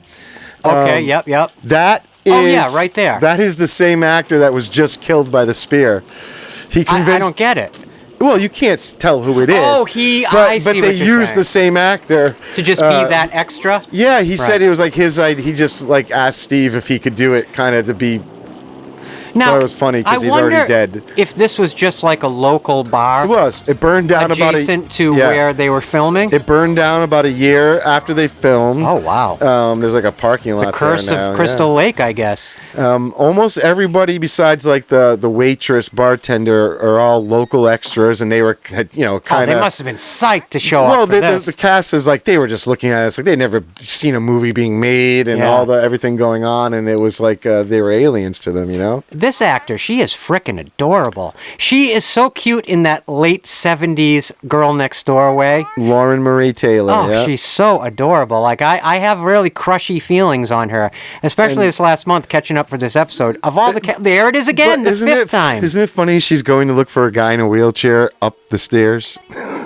Oh my God, that I did not catch that. Yeah. That is so funny. I never caught that. Maybe she's just checking the house out because she senses something's awry. But she just walked up. She's yelling his name, going, Mark, Mark. I know. It makes no sense. I didn't catch it though. I know. See, you know what it is? My disbelief has been so suspended. Well, that's what I mean. There is a magic. I'll say it has to be over this movie because the continuity problems and the certain things like that. Like there's so much of it. Look at Jason there. Mm-hmm. And I love when he hits her in the thigh. See the blood squirt out? That's so well done. Watch the knife. It's here. It's upside down. See? Oh God. Okay, I mean, it still agree with will you. work. It isn't the natural way you would hold the knife. Right. I love that bruised thumb. Exactly. It's so perfect for Jason. I've always wondered, was that just naturally there on the guy who was going to play it? Well, did they use Jason somebody else's hand because it was there? Did they just add it? It's such a weird thing to wonder about, but I do. But doesn't it really stand out to you as such like a great character thing, like connecting to Jason? Yeah. Because he's out there in the woods building his hut, from just, found, wood. And you would imagine him smashing his hand since he can't even hold a hammer correctly to kill someone. Yeah. How is he going to hammer together a hut? I love it. Must have been a really annoying thing to have to, once you make the filmic decision to use these rain hoses in your shots, and then you got to stick with them, and now you're going to be consistently filming wet. Well, they're not. This wasn't too bad. I heard Amy Steele talking about that she felt like she got it easy. It was just like these few quick shots, and then the rain sort of stops when they go outside again. And, okay. She was like, thank God we didn't have to stay in it for days and days and days. Yeah, because it was, they're filming in the fall. So like when you're a screenwriter and you include in a screenplay, it's raining. Well, that is going to create logistical problems in a practical way when you're filming. For days, you don't sometimes it takes to shoot a scene, right? Yeah, and so these actors will spend soaking wet, with that mask. There's so many shots of people going up and down those stairs. It's kind of weird. Yeah, you're absolutely right. I was sort of just thinking weird, that. I mean, it's only so much space in that environment to manipulate for the characters. So, of course, the stairway is probably the most dramatic part of that set. So why not keep using it? But yeah, you're right. The thing about the wheelchair, her going up the stairs looking for a guy in a wheelchair, that is still cracking me up. I did not think of that, but that is so funny to me. And, back to the scenes with Pamela Voorhees, I read in certain places that was supposed to be sort of a reference to the movie Mother's Day that had sort of just come out. Wow, another slasher film. I don't know. I wonder about that. I kind of doubt that. I just go, it was so new. How could they? Like, how could you even be? Why would you even want to do that? Yeah, you're just copying your contemporary. I don't know. Yeah, it doesn't. But I saw it in a couple places, so I put it in my notes. I don't know. Hey, then again, the first Friday the 13th copied from a contemporary, which was Halloween. Right. I mean, at that time, Halloween had only had a year probably to percolate in the pop cultural zeitgeist. So they were inspired by some more recent films, so it's not impossible to consider. Mm-hmm. I'm telling you, this sackhead killer look for Jason is so frickin' scary. So, Amy says she gets a lot of crap sometimes from like fans and stuff about like why aren't you helping? Why aren't you doing? So the directing and the acting, there's something off in this whole sequence. What's going on with her character? One of the theories that I'd come across was that these newer prints that we are watching, everything is much more visible and bright, but the idea is that because of like that room is remasters so and whatnot. dark that she can't see what's going on over there. She doesn't even know it was Jason until he kind of gets back up. She just hears a tussle. And so what you're suggesting is when later eras fixed the imagery, right? When we got these 4K scans, it screws up the meaning of the scene in a way. Everything played a lot darker back in the day. Wow, that's interesting. Yeah, so I think you're supposed to kind of remember that the idea there is that she can't see anything. That's why she's just yelling, Paul, Paul. Because I was going to say, Joe and I are watching the Scream Factory box set version of Friday the 13th Part 2. And I have to say, this copy looks beautiful. So these were new copies taken right from the camera negative. These are 4K scans. It's absolutely crystal clear. Almost looks digital to me. Yeah, thinking. It's probably the nicest it's ever going to look. But that does explain to me why she has that confusing look on her face in the previous scene. And if you look at her face and eyes, she almost looks like she's playing it like a blind person, which makes sense if the room is supposed to be dark. But if you hadn't said that, I don't think I would have picked up on that. Yeah. But now that you bring it up, it does make the scene more palatable to me. I guess it's just something fans have brought up a lot. Why isn't she jumping in to help him? It's like, well, she can't see him. I think it's supposed to be the idea. Amy Steele does the intensity face really well in this movie. Look at that. I think it's great. So she purposefully stayed away from Crazy Ralph. We find him in a pantry dead here, and in the first movie that's also where Adrien King finds him. And it's more of Jason essentially emulating or similarities in MO to Michael Myers in positioning his bodies to scare or to direct other people into his grasp. So Steve Dash talked about how Amy Steele totally kept herself away from him. Didn't say a word to him unless they were just filming. Just because she said she was doing a method approach. Right.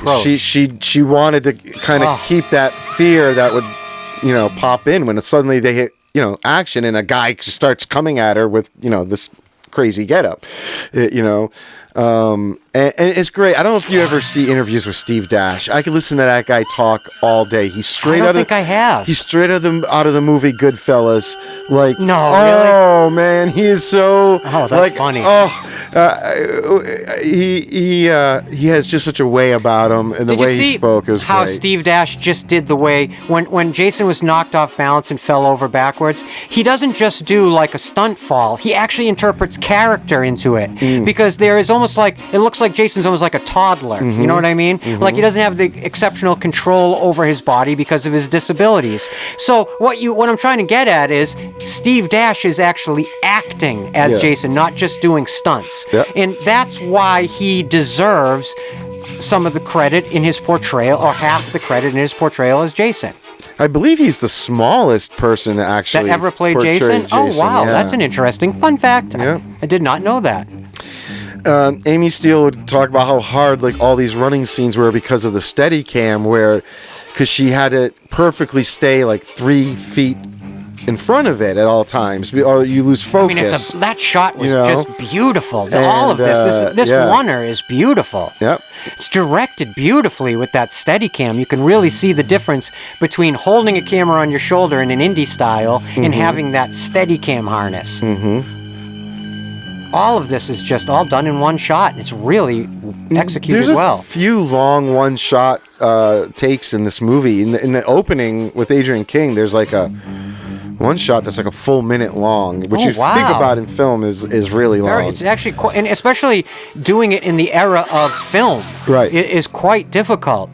Digital video, you can do it, en masse, but back then you had to really know what you were doing to pull that off with all the focus pulls and everything effectively. Yeah, there's a lot going on here for everyone to hit their marks, to stay in focus, to camera guy to turn to her at the tree at the right moment, for Jason to run by at the right moment, and No, it's exceptional camera work, and it's one of the moments of this film that is really directed beautifully by Steve Miner and shot beautifully by Peter Stein. Love all this music in this section. This eerie music that Harry Manfredini seems to use to depict literally the inside of Jason's head. Yeah. It's not necessarily music in so much as it's like discordant noise. And I like that as a representative of Jason's thinking. And it's part of why I think Harry Manfredini is really the soul of these movies as the franchise continues. It's definitely an important thread to have going through your movies, especially when you have so many different directors and everything else coming in and out. Now, wasn't there a story about Amy Steele whacked Steve Dash with the machete for real, and he sliced himself, or he was sliced open by it? Yeah, when they get to that scene at the end where she's in the sweater. Oh, well, hold on. We'll get there. So right here, this is the other weird thing that the Boston guys insisted had to be in the movie, was the girl peeing under the bed. I wonder why. I know. Though. And I guess over the years, there's been some confusion about whether the pee was supposed to be from the rat or from Jenny. But it has been definitively, sort of established that is supposed to be Jenny. It must have been very pants. difficult to get a rat to do that on camera. What that rat just did? Yeah, I don't know. She talked about how much she hated rats, and everything, but she didn't even know that was going to be there. Man, that was an rats insert get such shot. a bad rap. Rats are actually very affectionate little creatures. And they said the pee was actually Coca-Cola.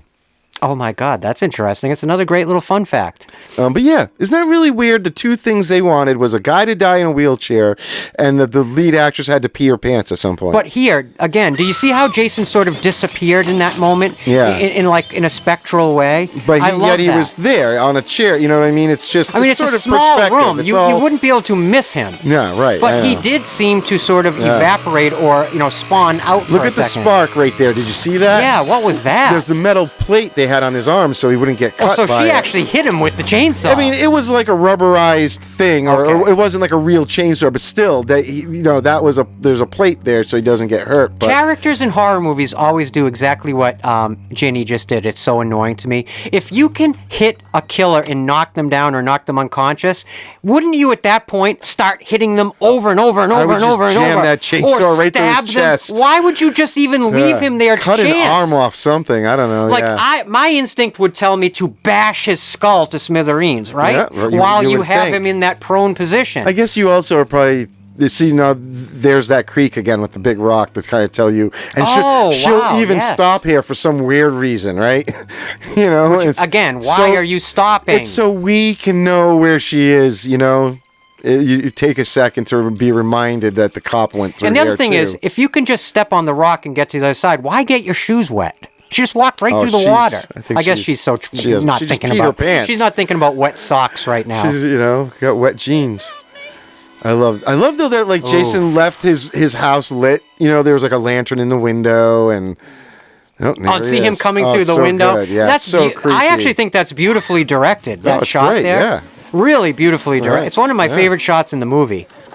So yeah, when she brings down the machete on him, she missed the first time and cut his finger, and he had to go to the ER, which he went to in full makeup with the machete through his shoulder and everything. Damn. And had to get, oddly enough, 13 stitches on his finger. And there's some photos of him in the ER with the nurses, and he's in the costume, and he's got the machete. He said he made a joke. He walked up to the desk, and they don't know it's fake for a second. They're like, everyone was horrified when he walks in, and he just goes, "Yeah, I've got a really bad headache for some reason." And they're all like, "Ah!" And then they're like, "No, we're making a movie." Here's something I wanted to ask you. Yeah. Let's talk for a minute about the Pamela Voorhees decapitated head on the altar. Yeah. I find it really weird that it looks nothing like Betsy Palmer's Pamela Voorhees. Now, I know after you die, they say your hair continues to grow, but remember, in the beginning of this very movie, they showed Pamela Voorhees' head in the refrigerator. Which I think looks even less like her. I think it looked much more like her. Really? I just don't know why they didn't continue using that head.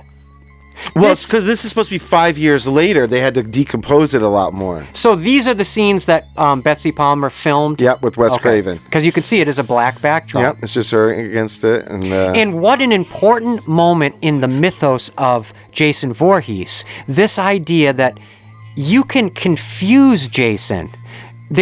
Jason is so spiritually connected to the ghost or spirit of his mother that you could control him with He's it. never let her die in his mind. That's Yes. why there's the altar. So you can confuse him by kind of making him think that maybe she's here.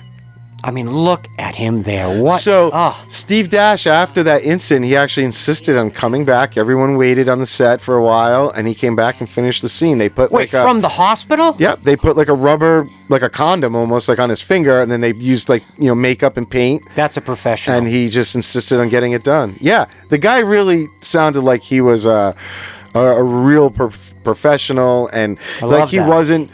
Amy Steele said she felt so bad, and he just was like, yeah, whatever. I'm a stunt guy. This is part of the job. No big deal. It really does make me happy to know that from a more modern perspective that Steve Dash is now getting more of an even credit for his work Yeah. in portraying one of the really signature moments in the evolution of Jason's history.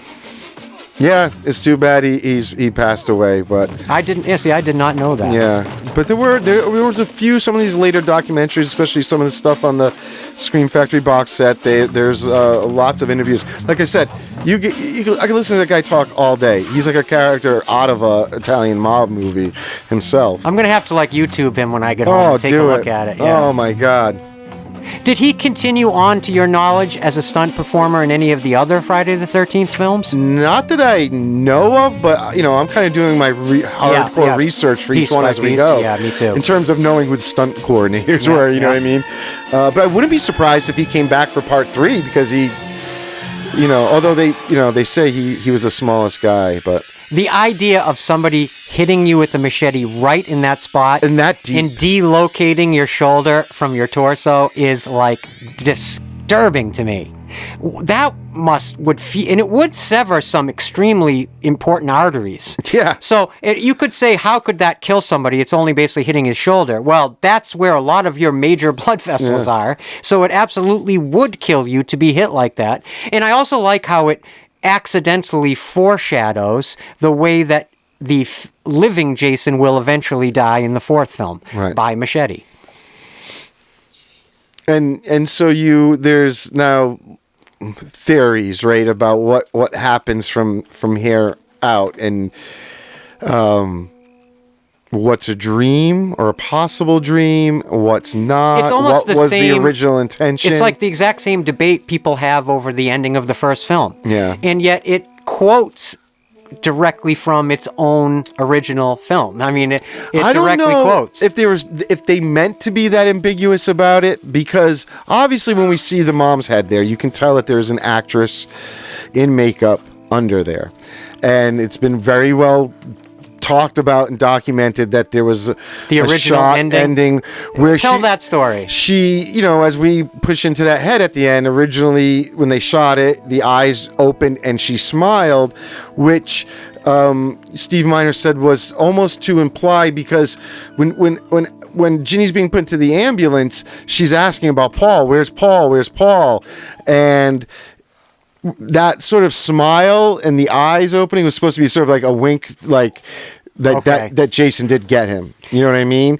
But I think they made the right decision. Yeah. He said it came off way too cheesy. So they did film it. They did film it. Never has there been footage ever found of those shots.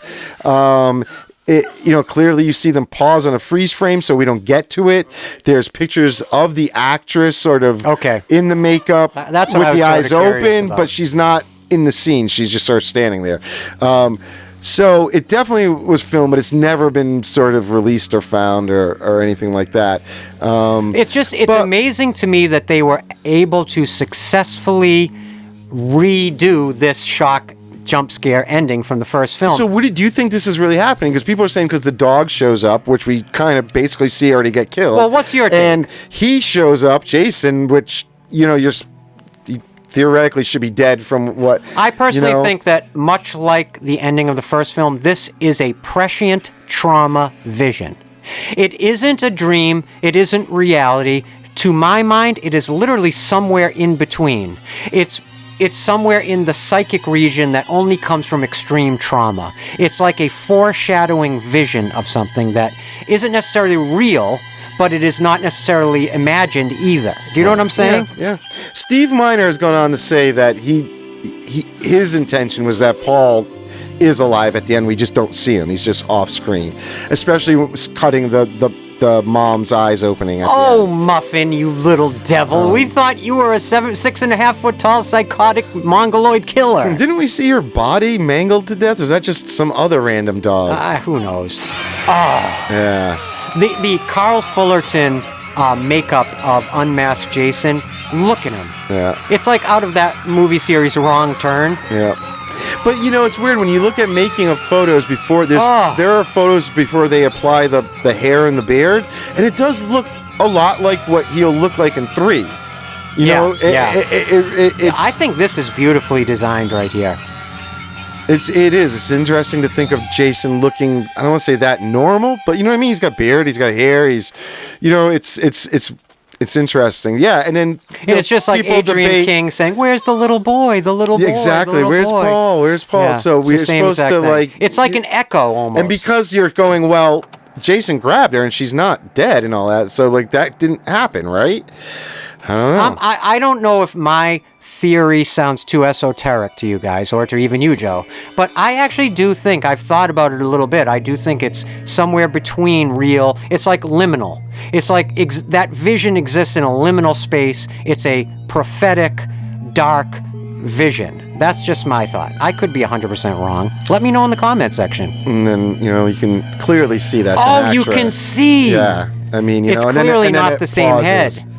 And it would have been hokey. It is. It's the same head that from earlier. They had an actress in it the whole time. It would have looked hokey if the eyes opened. It would have looked hokey. She smiled, which I think was even cheesier. I mean, it could have been creepy in a very eerie way, I guess, but yeah, I'm glad they went with what they went with. My last fun fact that I didn't get out yet was about the poster.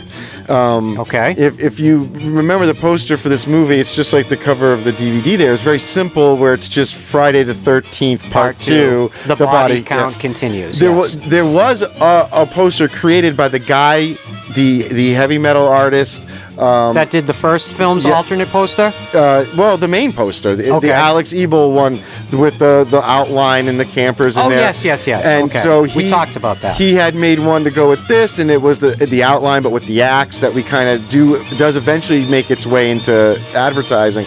But in the body, you see Jason jumping on top of a girl in a boat, but it's Jason depicted like he was here at the end of the movie. Oh, that's unmasked, very cool. but with the hair and all that. Oh, wow! They I love that. They denied it because it was just giving away too much of what Jason would look like. Arguably, they're correct. But, it is great, though. I know, like I would love to see. It's out there now. I would like to see. You can look it up. It's out there all over the place, and to see them like side to side is really cool. That's cool. But anyway. Yeah, thank you guys. This has been so much fun. I cannot tell you. I can't believe we're already about ready to get to our third episode of Season 3. That's sort of shocking to me. Yeah. I have had a blast down here in Joe's basement today, hanging out with all you guys, all of our friends, watching Friday the 13th Part 2 from 1981. One of the classic slasher sequels. Whether you love this movie or it's not one of your favorite movies of the franchise, you have to admit it has an important place in its history, in the history of horror, in the history of horror sequels, in the history of slasher films, and I think in the history of Jason. Of course, in the history, in the evolving mythology of Jason Voorhees. It's a very unique chapter in his story. Is. And when you think of it from the modern perspective, and we know all these other movies have been made, it is a great launching pad for Jason Voorhees as a character in his own right that will anchor the rest of the franchise. Yeah, they just start somewhere. So I've enjoyed this. We really seriously and sincerely hope you guys have had a lot of fun watching Friday the 13th Part 2 with us. Yeah. Of course, next time we will be covering Steve Miner returning to the director's chair for 1982's Friday the 13th Part 3. In 3D. That was in 3D. Also has some little disco connections as well. I love that song, I gotta admit. What's strange to me about Part 3 is even though it was made in the early 80s, it actually is, of all the sequels, feels the most like it was from the late 70s. You're right. Do you know what I'm saying? Yeah, no, I know what you mean, yeah. I think it's an interesting film, and there's a lot to talk about on that one. So that'll be actually episode 25. Mm-hmm. A quarter century of episodes for Haddonfield Radio. Very weird and surreal. I feel like we just started the Halloween franchise, and now we're flying through season 3, the Friday the 13th franchise. It's unbelievable, but... We are attempting to release each of these episodes on the 13th of every month. For our listeners in the present. Expect, part 3 to come out around February 13th, 2025. Yeah. And that's going to be a lot of fun. This whole season is going to be a blast. Joe and I are seriously putting our best feet forward, trying to create the best season ever of Haddonfield Radio, but ultimately that will be for you guys to decide.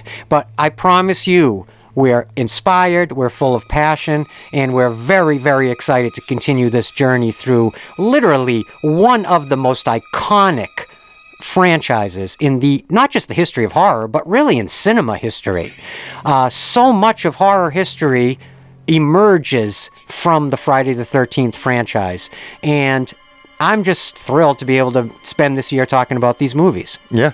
Yeah, next month you can cozy up on Valentine's Day and listen to the new Haddonfield Radio episode. So that'll be coming up next month. If you're a listener in the future, I guess you can go and check out that episode right now. Yeah. If you're a listener in the present, that's probably a very frustrating statement if you've been enjoying these episodes. And if you're a listener in the past, why are you listening to podcasts? Go build a frickin' time machine. You're stuck in the past.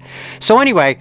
I love making that horrible joke every episode. When are you going to cut me off? I don't know. When are you literally going to pull me aside? I don't think I have the power. When are you going to pull me aside and say, enough with that awful joke? That joke sucks. It's not funny. But anyway, we love you guys. I just want to say a quick hello to both my mother, who listens to all these episodes, as you guys know. I love you, Mom. And my old Chihuahua, Walter, who has the stinkiest breath of any dog this side of the Mississippi River. Wow, you're really selling it. Yeah, Wally's probably offended by that, but then again, he doesn't. He doesn't even listen to these episodes, so God bless him. But yeah, we love this. Thank you so much. We really do sincerely mean it when we tell you how much we appreciate your support of our creativity here at Haddonfield Radio. Yeah, thank you guys. We really, really hope you enjoyed this episode and spending some time down here in Joe's basement with us. And like I said, we'll be back next time with episode 25, Friday the 13th, Part 3 from 1982. An amazing thing that the first 3 Friday the 13th movies were made within a 3-year period. They were trying to go for that one a year thing, It's actually a feat, if you think about it. That's a feat. But they had mixed results for kind of hurrying through things. But hey, we'll talk about that as we go. But yeah, we'll see you next time. We love you guys. Anything else? No, killer, mommy, killer. All right, well, my name, as always, has been Christian White. And I'm Joe Francazio. Y que tengas un muy feliz Halloween.